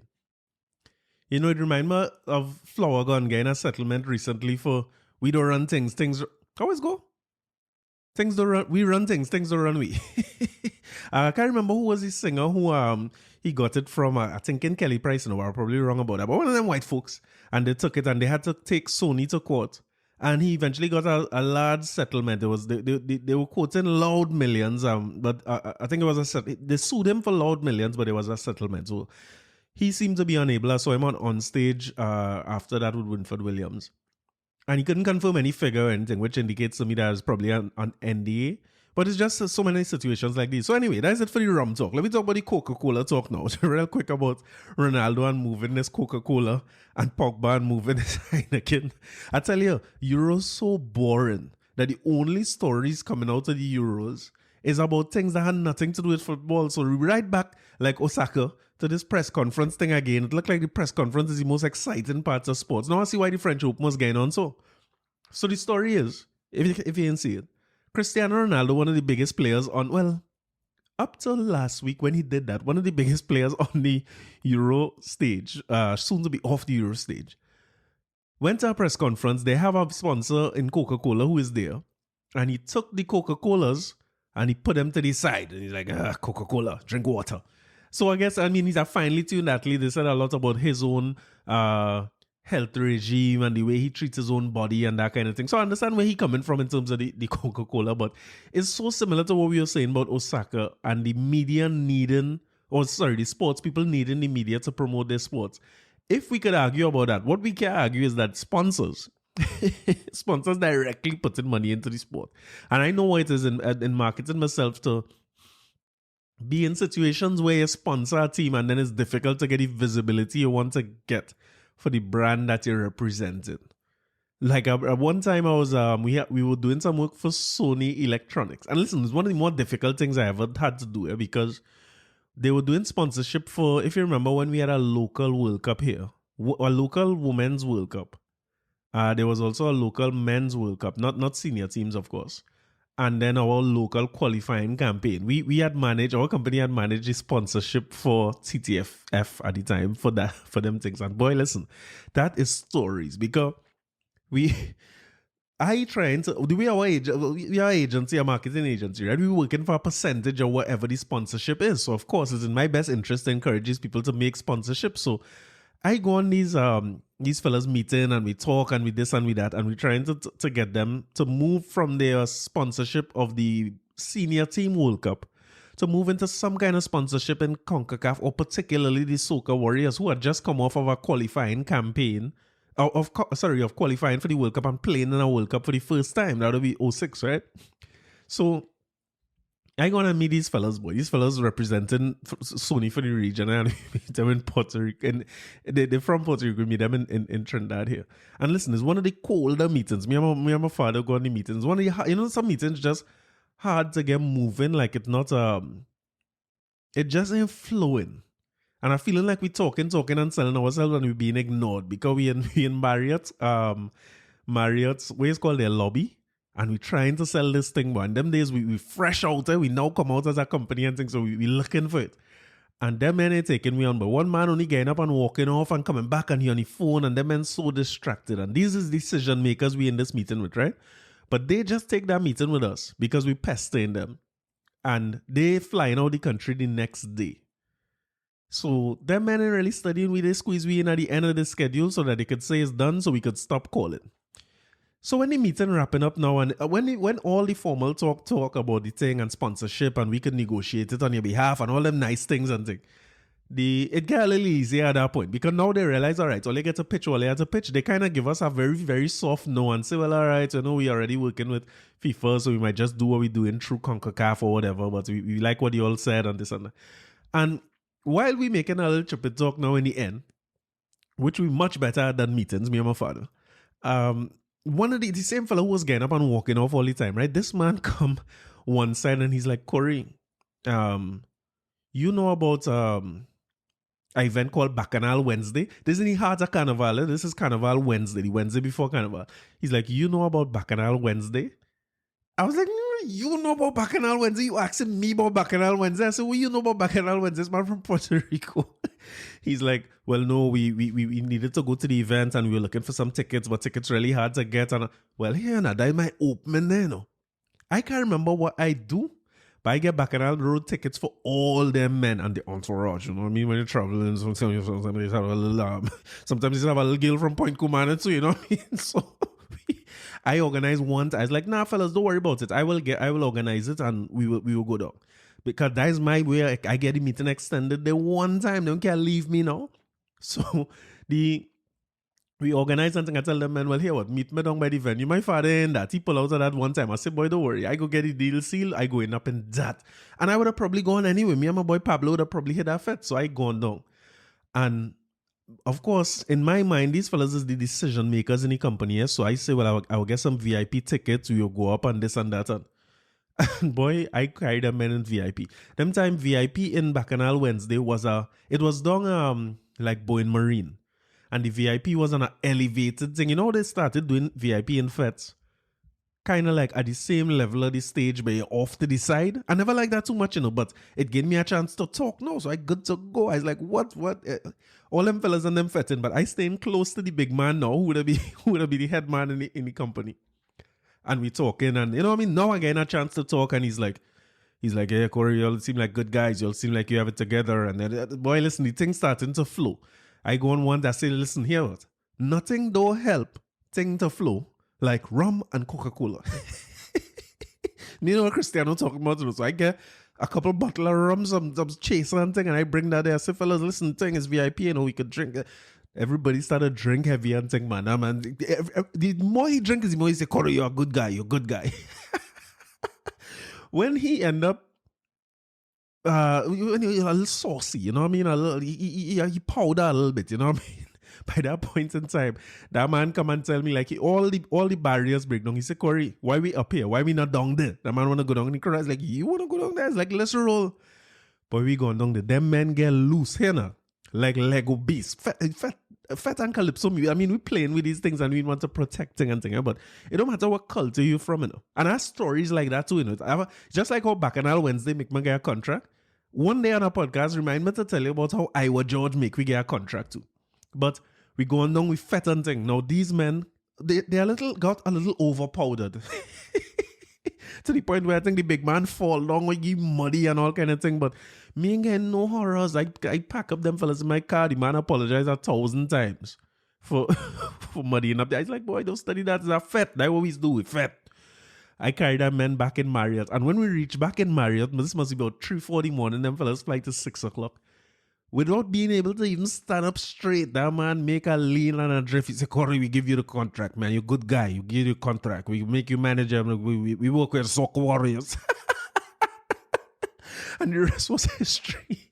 So listen, now after we talk all that sort of old talk, we had to figure out how, because we just saying what we could do. But if you ever do business before, you know, sometimes you be saying what you could do, and then when it's time to do it, it's now self-frightened. So the guy organized our next trip. He come in to deal with his clients here, right? Because his product selling through certain retailers here.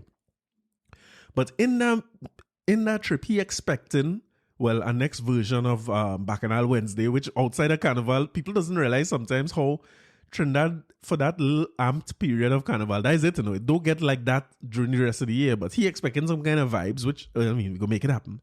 But he also expecting to have some kind of meeting with the TTFA, or TTFF at that time, to sign off the thing, boy.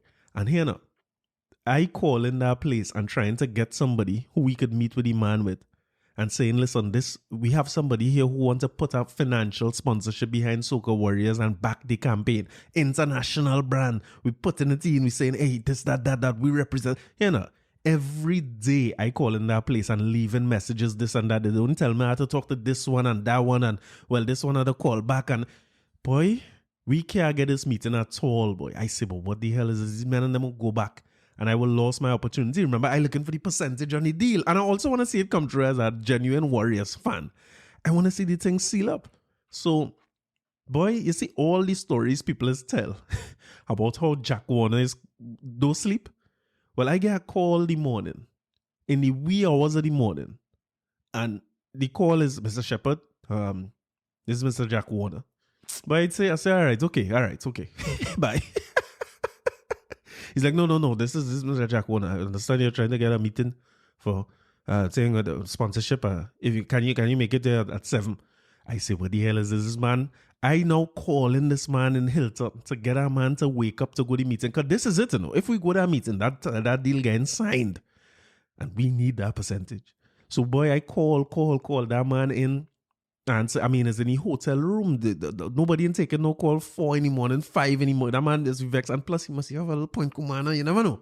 So, and I stick in with them. And I must drop that man back from the last meeting to the hotel 8, 9 in the night. And then calling 3, 4.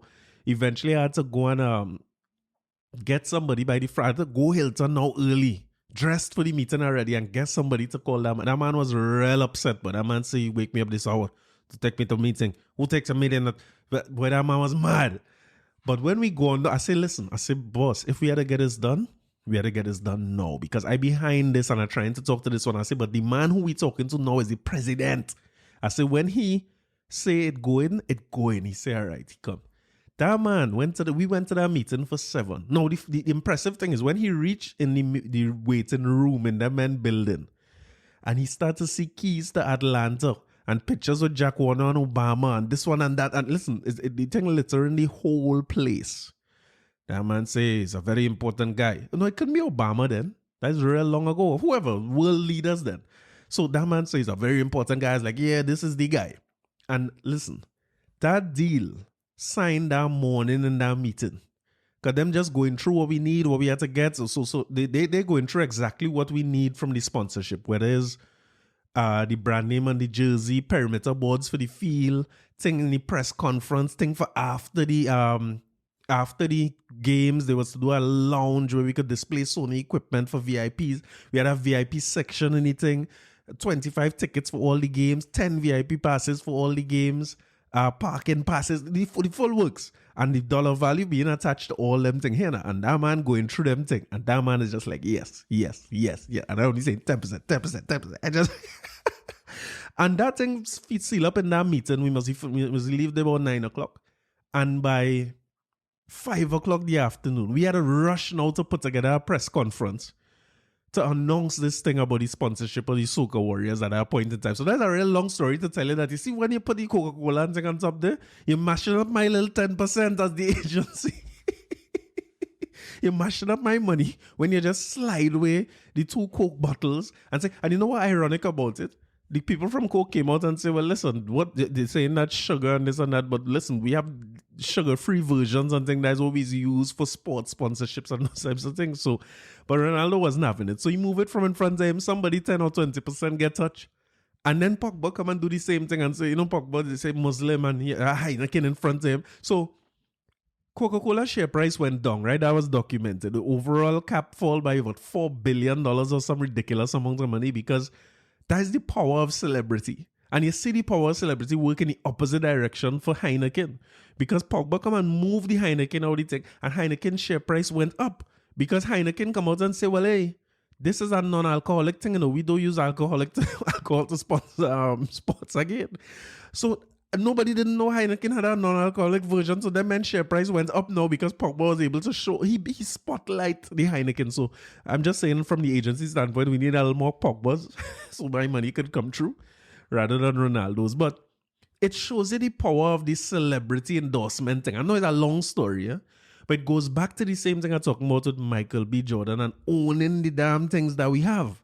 Because if we own the things that we have, and then celebrities want to attach themselves to it, or we want to attach ourselves to them, then we have something that's mutually beneficial, and we don't have to go and make no argument about cultural appropriation and all them things, because the legal thing written down there. But just one of them things, just thinking out loud maybe. But that was the deal. I mean, maybe I'll tell you the rest of that story. We will get to the rest of that story about Sony before this episode done, right? I promise you that. I mean, the whole moral of the story is that rum does solve most problems. In my heart, rum in my vein, a soul of my rum, bring an How do you feel? Intoxicated. Rum is the answer to most problems. The more rum you drink, is the better things going to turn out for you. Anyway, where to go next? We done with rum, we done with Coca-Cola. What do you want to talk about next? You want to talk about Double G versus LL Cool J? So this week, a whole thing blew up between two different Gary Griffiths and one Lasana Liburd.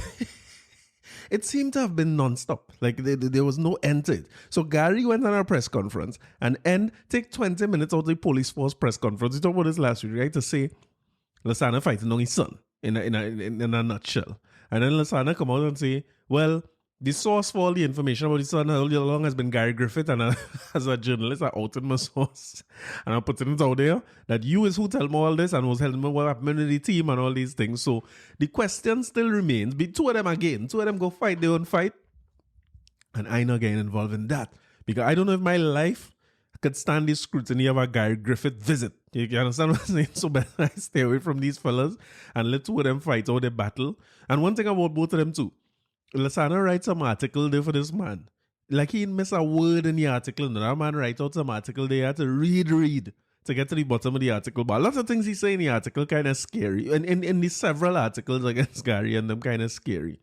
And Gary Griffith is up for re-election. I don't know if that's what he's called it, but he back up to be they're deciding, right? Gary Griffith and Nicole Dyer Griffith are deciding on behalf of their personal lives and the personal lives of their children if he will be going back up for commissioner based on the amount of death threats he got. I think it's 20 something they say, or 15.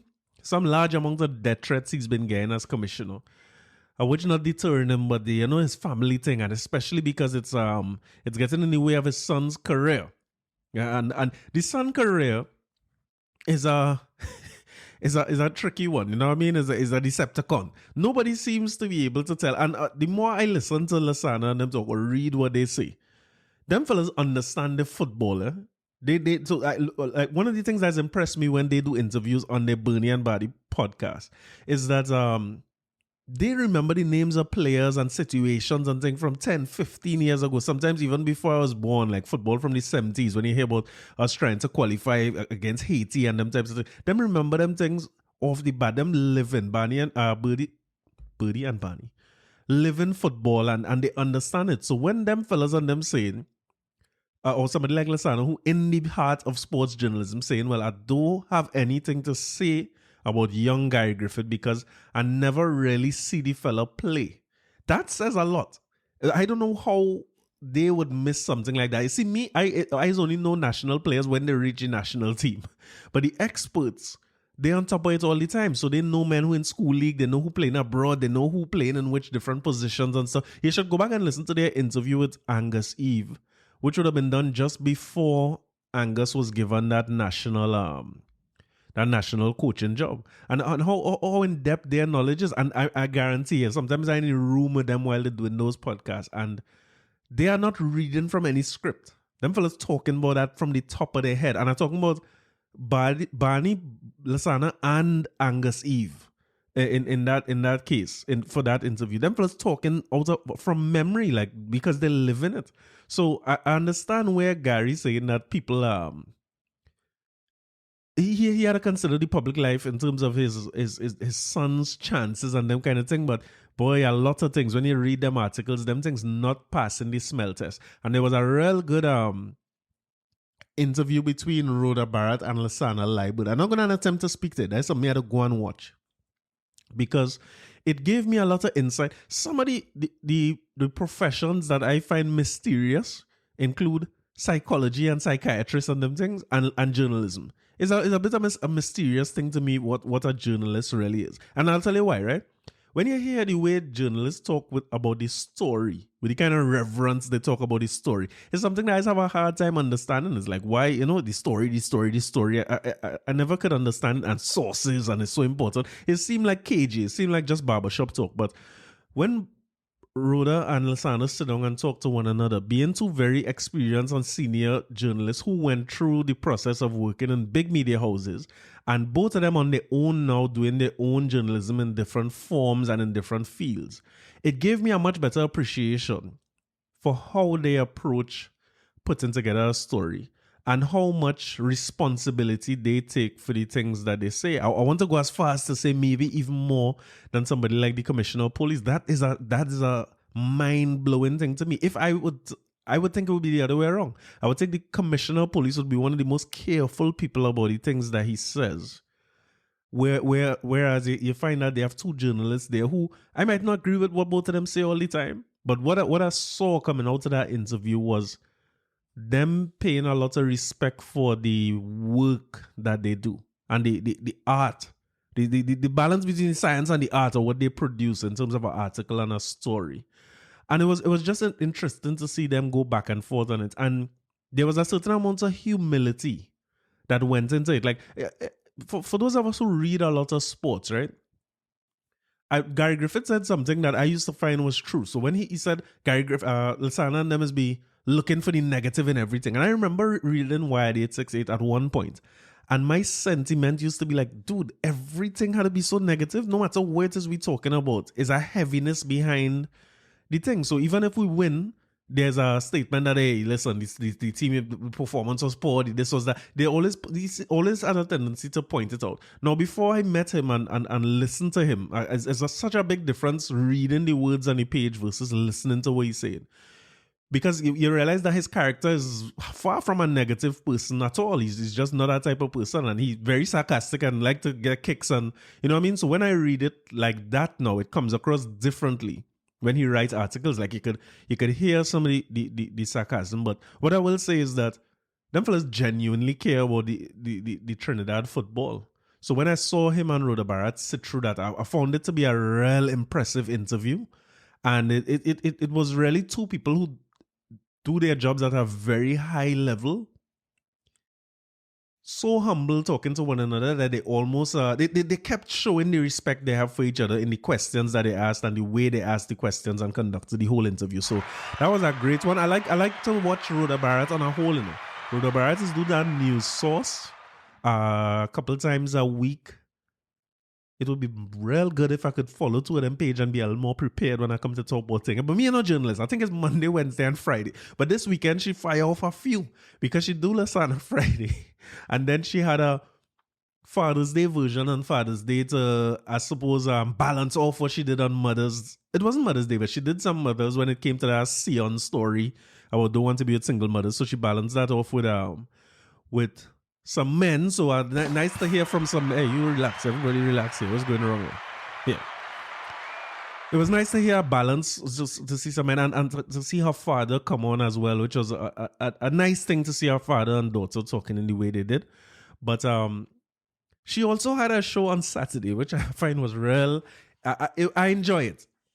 And that was to deal with, as we're on the topic of journalism, that show was dealing with Urvashi oh God, I don't want to mess up this girl name, because the last person who make her name from Urvashi into Urvashi, they accuse them of being racist. So let me make sure I saying this thing the right way. I don't want no problems. I don't have I don't have anybody to respond to all these pre-action protocol letters that Rhoda Bharath and Lasana Liburd talking about so casually. I have no lawyer to respond to that. So it's Urvashi Tiwari Rupnarayan. That's the last time, so I don't want to make no mistake.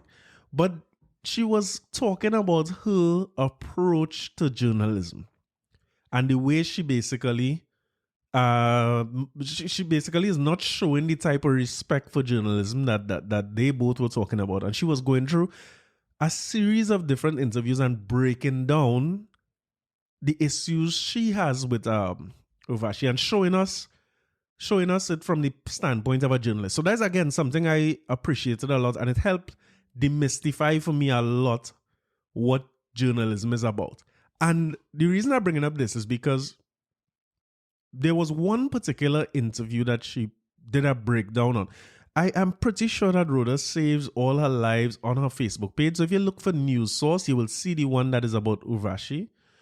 And I had written down that as a topic to come here and talk about, but I'm glad, I can't remember if I did. I don't think I eventually did it. And I'm glad I didn't, because the way she approached it, do it much more justice than I would do. Because I would be talking from a layman standpoint, and a lot of it would be, as everything else here, it would be my feelings.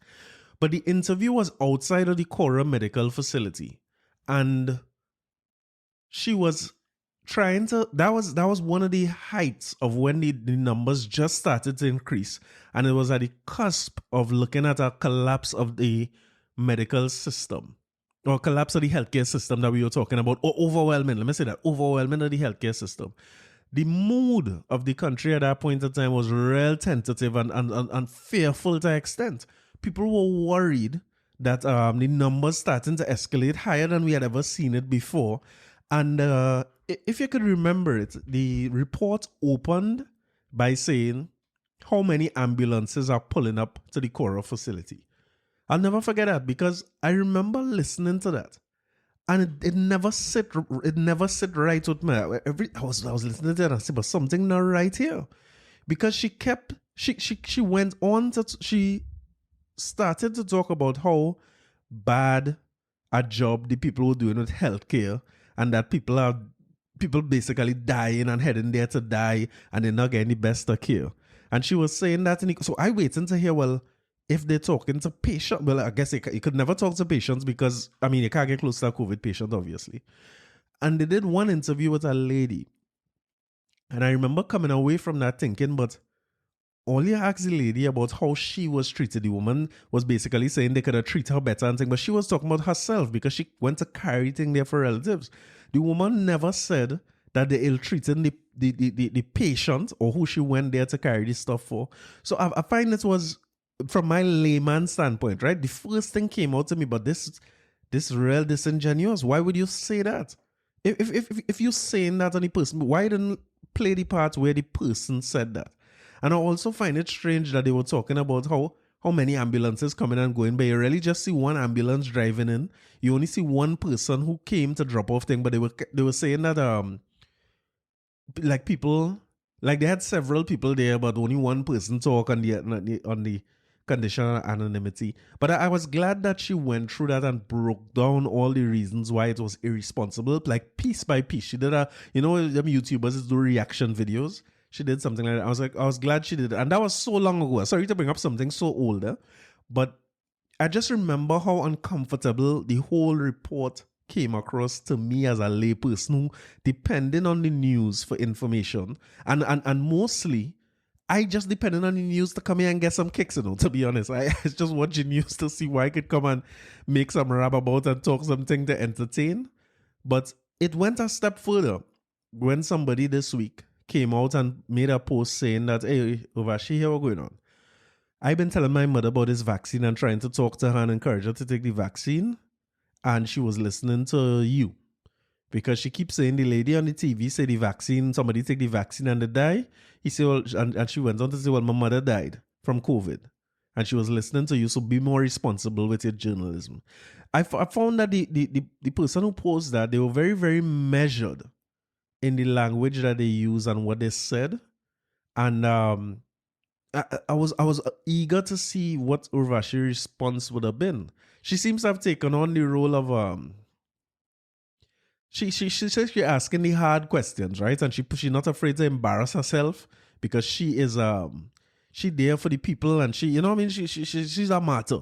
So she dying on the cross so everybody else could live and get the information they need in these COVID times, because she does have a disposition as if she feel the people in press conference lying. I think it's a unique style of Trinidad journalism, to be honest. I used to call it the Fazir Muhammad approach, because at one point in time, there had a bunch of young journalists who used to, everything seemed to be an attack. Every question they asked, it seemed like they're attacking somebody. It was a whole squad, you know. It was Jabari Fraser, Keishan Haynes, a whole squad of them. And my difficulty with them is not so much that, I mean, you know me, every week I come here and talk about me, I trust the government, I don't trust these people and things, I don't like none of them. But I think Fazir could do that because Fazir is well read.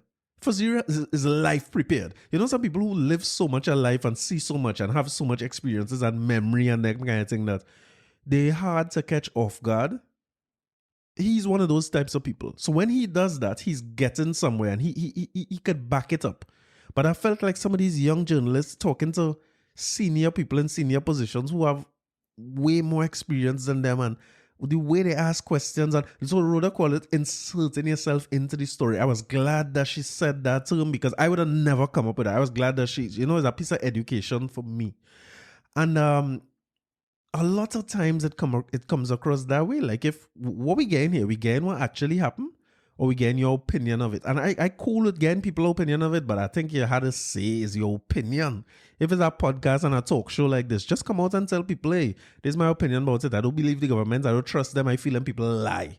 You could come out and say that too. It have a space for that. But the idea of putting out a story that is presented as fact or left open enough to provoke thought or provoke fear, I worried about that. But I find it should be kind of open and say what it is, so that people know exactly what they're reading. So rest in peace to this lady who mom died. And I mean, a part of me want to defend Urvashi as well, because we live in that era where so back in the day, when something big, a big story happened during the course of the day. I only remember when they used to bring out evening news. We was living in some dark times. You know? They used to bring out an evening edition of the paper when something happened big that they had to cover that wasn't covered in the morning, but can't wait till the next morning. You know what I mean? Or radio. Maybe that's why I loved radio so much. The radio would have had to jump on a story when it came out because it was too big a national issue to wait till 6 o'clock the next morning when we had to hear from Dale and Tony or one of them talking about it on the morning shows. But we living in a world now where there's what do you call a proliferation of media, so much different media, so much different sources of things, and that presents a opportunity and a challenge. So the opportunity for people, and I understand it, and I'm not stepping away from this lady who made the post, her mother, because that generation, I could understand where they would be heavily dependent on the news, and I think it's something that reporters have to pay attention to. We still have a huge part of the population here in Trinidad who very much trust the mass media sources like the TV6 and the CNC and Guardian and Express. They trust these brand name news sources. But certainly we're in a position now where any story that is put out there, you could find different versions. So for every time Urvashi say, or there's a link made between vaccines and deaths, which might be seen as fear-mongering, they have several journalists as well who showing you they went and get vaccinated and they're happy to be vaccinated and they're posting it all about on their personal page. Articles were done about it in the papers and so on. So we too have a responsibility, particularly those of us who are not from that generation where mainstream media is our main source of information. We have a responsibility to dig and find as much as possible out there, so use the quantity to our advantage. But I will also say to the journalists that quantity leads to a problem itself, where we don't know, it's so much information coming from so much places that we still heavily dependent on you all, even our generation and the younger ones. Well, I don't know, I can't talk for the younger ones. Young people on they're unpredictable, and it's no way to determine what them do. Them have it figured out already.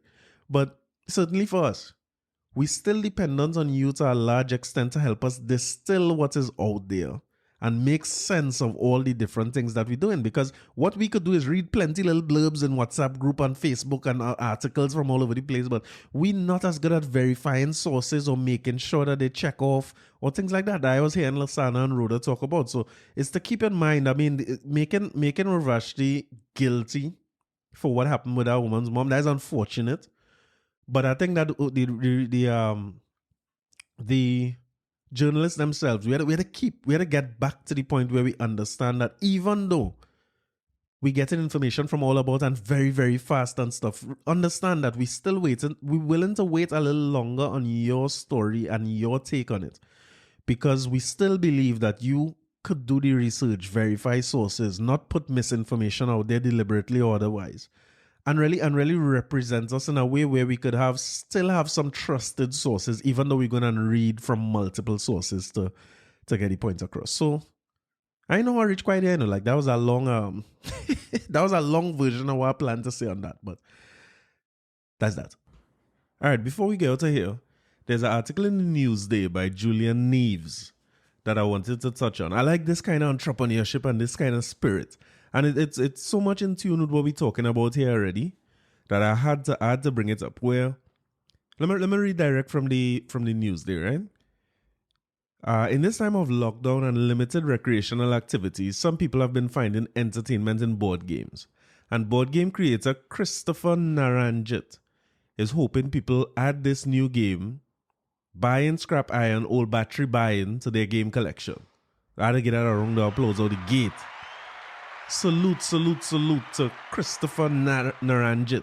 It says the game gets its name from the popular slogan that is blasted from a speaker on a truck that drives through various communities in Trinidad, announcing its mission.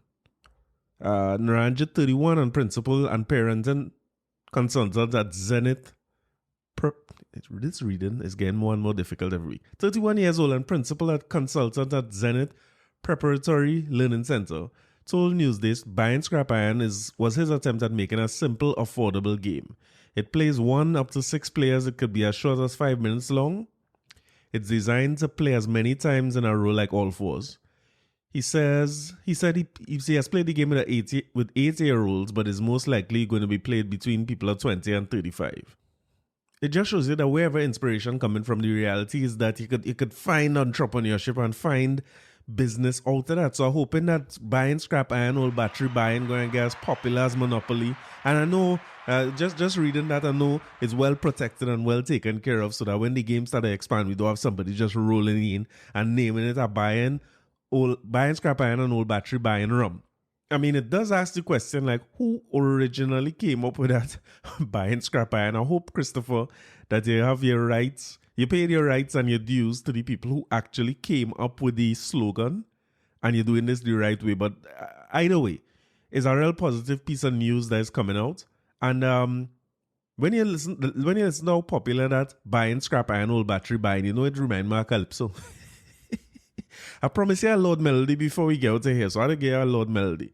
Melody had sang this song, and it was about just that. Things like buying scrap iron, old battery buying from back in his time. He was talking about what he called street cries, where people trying to sell things and they walk in the streets or ride in the streets and trying to sell their wares and stuff. So taking this song by Lord Melody. Name it is the Iceman.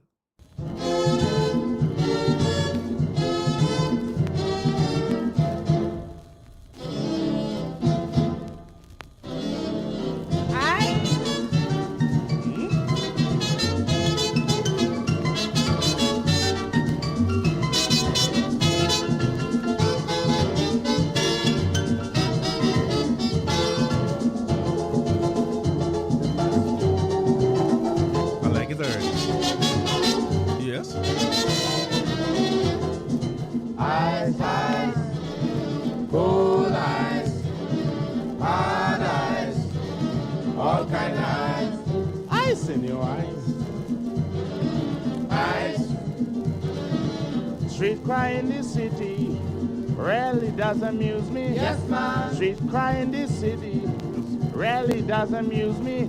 Sharpening knife and scissors. Sharpening knife and scissors. And pee-wah. Mommy get the pee-wee-wee-wah. But the nicest cry of them all is when I hear the Iceman call. It's ice, ice, cold ice, hard ice, all kind of ice. Ice in your eyes. Ice. The young people favorite, the man with the bells and the jelly, known to one and all, Mobby press and snowball, and planting to boil and fry. Planting to boil and fry. And bottles. Lady, any bottles today? But the nicest cry of them all is when I heard the Iceman bawl.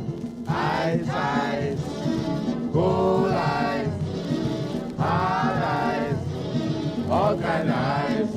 Ice in your eyes. Ice. It's nice to remember mile a minute round the savannah, in the short pants and washington, shouting salt nuts all day long, and sweet and salt pay me.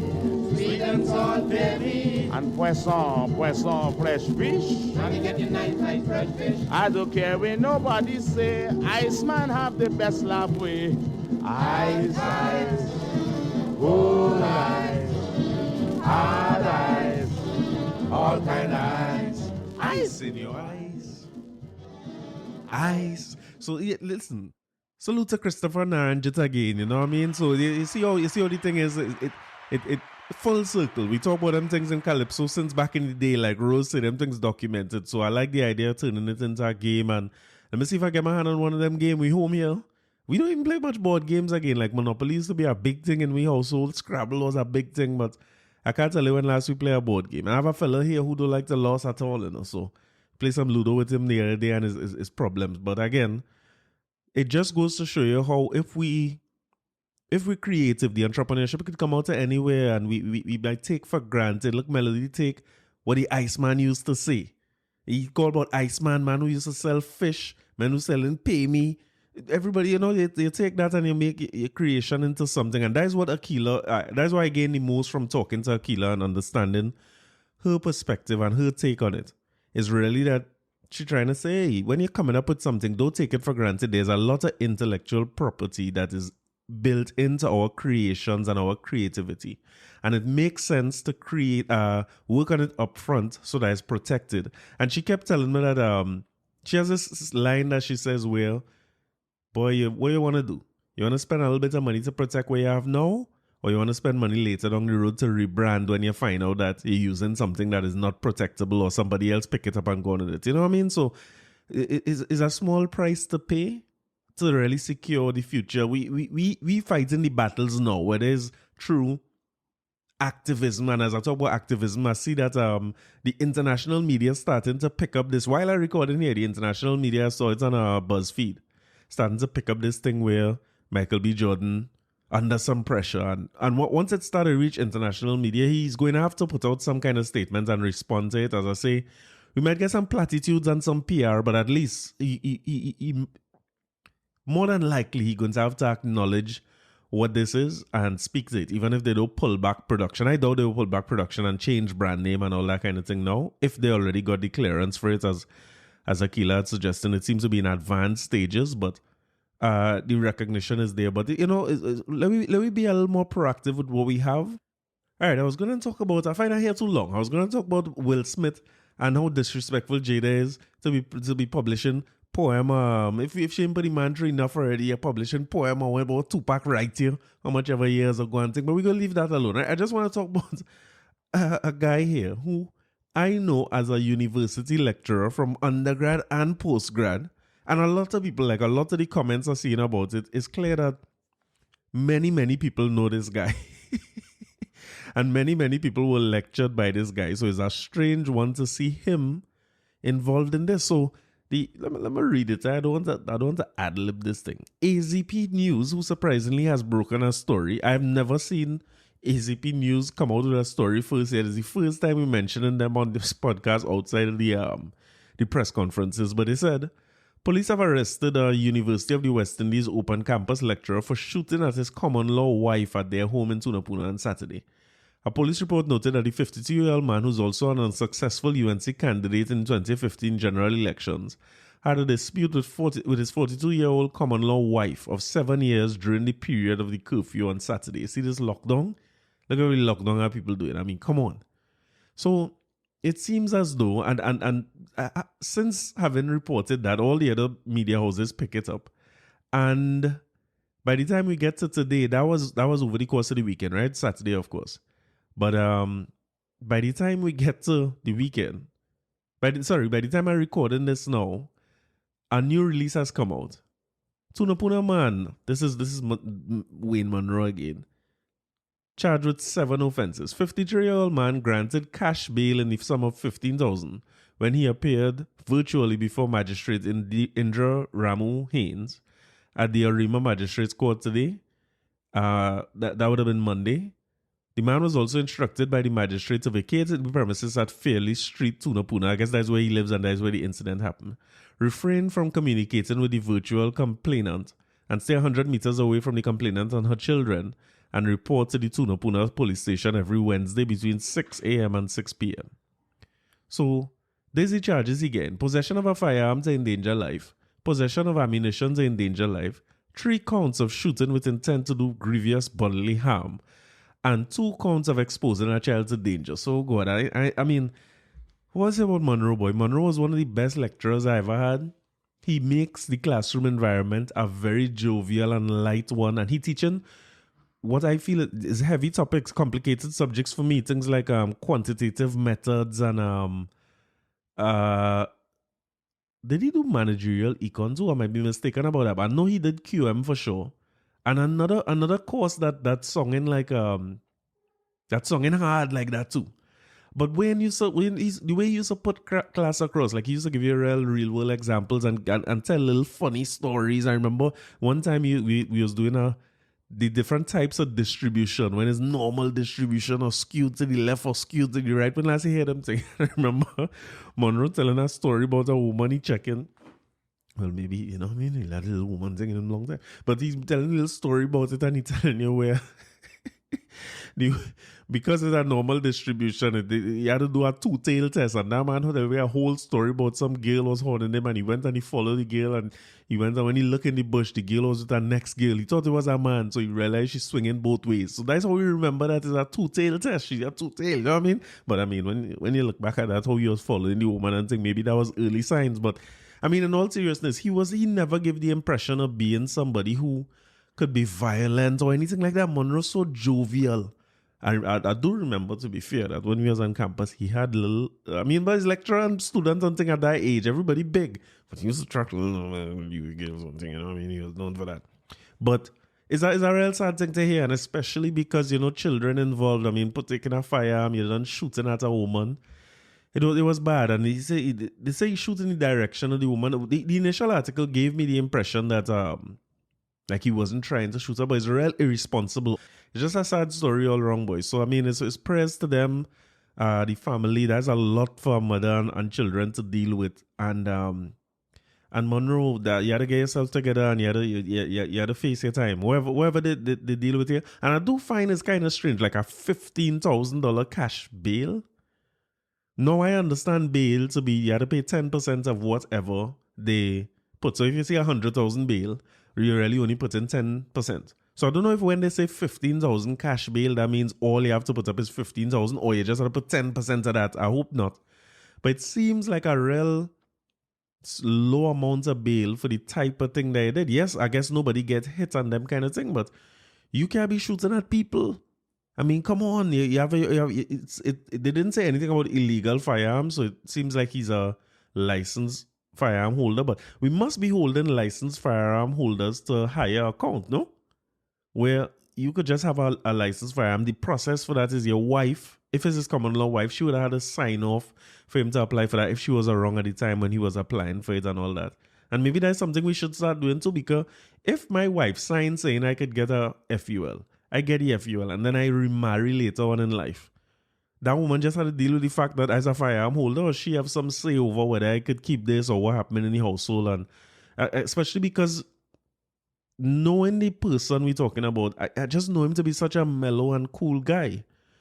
So maybe my thought process is that who knows who could fly off the handle when and whatever pressures people dealing with, especially during this time where it's lockdown, you can't work in the way you want, you might be able to earn and you're locked up in a household day. I don't know where you could fall out so that you, a woman who you living with and love and have children or children in the house, I don't know if it's his children or not, you had a back shot, something like what the hell is going on? So I do find that the bail seems to be a little low. I don't know enough about it to comment on it, but I just find that $15,000 is a little bit for bail for offense like that, even though nobody get hit. But we will keep our eye on it and see where that story goes overall. It's real sad. Real sad that it had to come to that, but let me see where it go. All right, the last thing I want to talk about, I want to congratulate Voicey and Penny and Akeem and Salty, because I see an announcement made now that Voice and them going to take their Voice Thursday night show on the road. That's great news. Like you see how men using the intellectual property again and going out there and using it to their advantage. So they're saying that in August, a full tour is coming called Vibes with Voicey. I mean, how much better you could get on that? Like, so you know when they say life gave lemons, make lemonade? Like I see, the DSS man, like he gets some lemons. He's been having some lemons. We talked about him in the accident last week. Now he tried to fly out from supposed to, but he tried to fly out, and they tell him, man, he can't go nowhere. And when they tell him he can't go nowhere, he say he go and sue Carl and Swissport. But from what they're saying, it had to do with his case. Coincidentally, his bail was much higher than 15,000, and he ain't shoot at nobody. Yeah? I think if I remember the figure, it's $100,000 or $150,000. And so maybe it's the equivalent. If it's a $15,000 cash bail, meaning Munroe paying the whole 15, all right, well that's that. But he not seeming to having this luck. But one man who traveling again is your boy Voicey. I hope the whole squad do it, and I would love to see how they do it. If it's just performances and they're gonna just do it like a regular fete or show, or if they're gonna incorporate somebody. The talking on topics or the interview. I would love to see something like that. If they do like how Joe Budden and them used to do this podcast tour where they go and they talk on different topics and stuff. So if they could find a way to replicate what was happening on a Thursday night and do that live, where they do some performances, yes, but it's not just your same old soca show where you get 10 different people and everybody run out and who mash up and all this kind of thing. I feel it's a real avenue and an opportunity for us to do things a little differently and build on what we have, you know what I mean? The shows and the fetes and the carnivals opening back up slowly but surely, Miami happening. We're going to get enough of the fetes and shows. I feel like this is just another element that they could bring to the table. So how great would it be if they doing a show in Europe and they're able to get Marshall to come and talk about being on a higher height and he not on them low levels of cheating and them kind of thing. Listen, that would be fire. Like people will pay good money to see that. And in a lot of ways, I feel like things like that, I might be biased, right? Because I like to talk and I like to listen to people talk. But I feel like those things have a lot of replay value. Might be even more than some of the concerts and the shows, because I mean, maybe it's just me being Trinidadian, but I don't know how long I could sit down and watch a fete for. But if it's interviews and that type of thing where you're getting to know artists and get deeper into how artists think and who they are, it will be real good. Like I saw a little clip of them talking to Farmer Nappy. I was telling you about Farmer Nappy when he was on Yellow Cow TV. Farmer Nappy's a funny guy. And Akeem and that squad is the right people for him, because they keep asking him about, they ask him about artists fighting down other artists and them kind of thing. And he say, yeah, them older artists, the news. And Akeem is like who so, boy? And Farmer said it died. All of them die. That gets to be Farmer response to everything. Anytime he wants to ask a question, him they die.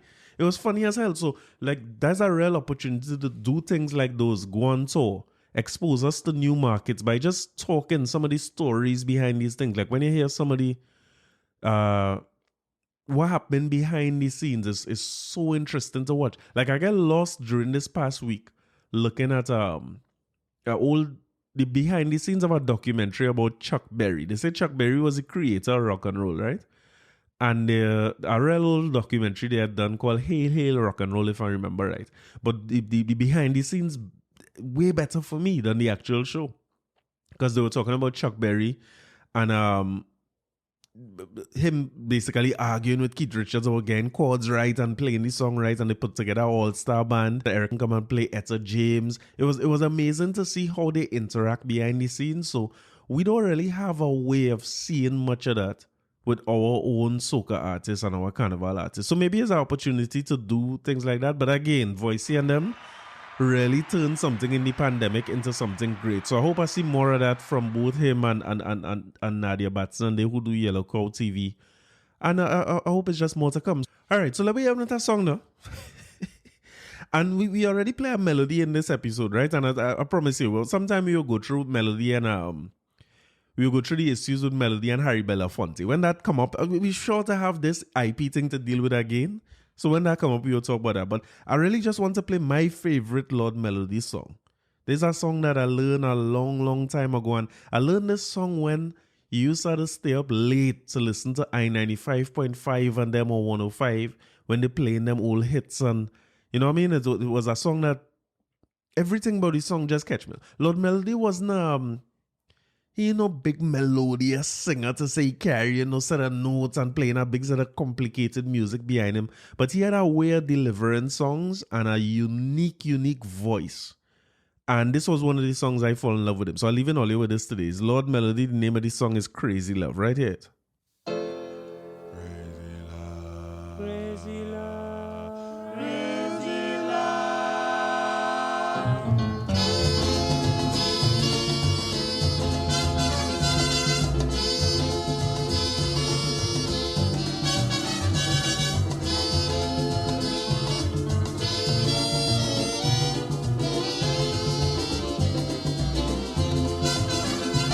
Well, if you want me to love you, you got to love me too. Girl, I'm telling you, if you want me to love you, you got to love me too. Girl, I'm telling you, donkey, yes, I'm loving you. I can't get the kiss. Oh no, darling, what kind of love is this? Your crazy, crazy love is what I'm dreaming of. You're haunting me, and my heart seems to be loving, love me, or let me be free.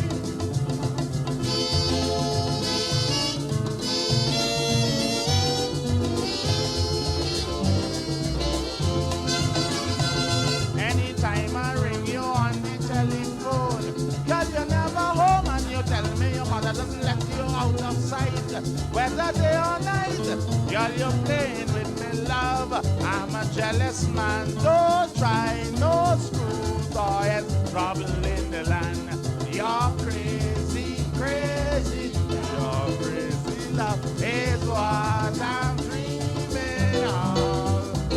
You're haunting me, and my heart seems to bleed. Darling, love me, or let me be free.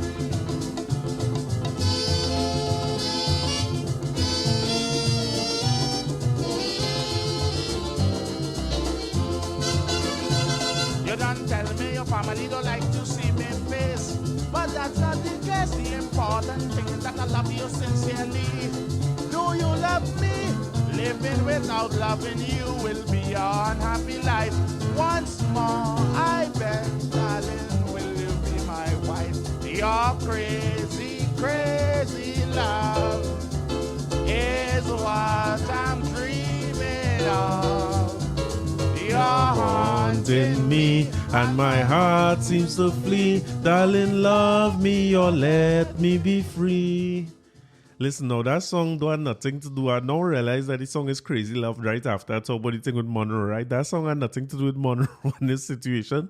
It's just my favorite Lord Melody. So I want to leave it with that today. So I will see you next week. Bye.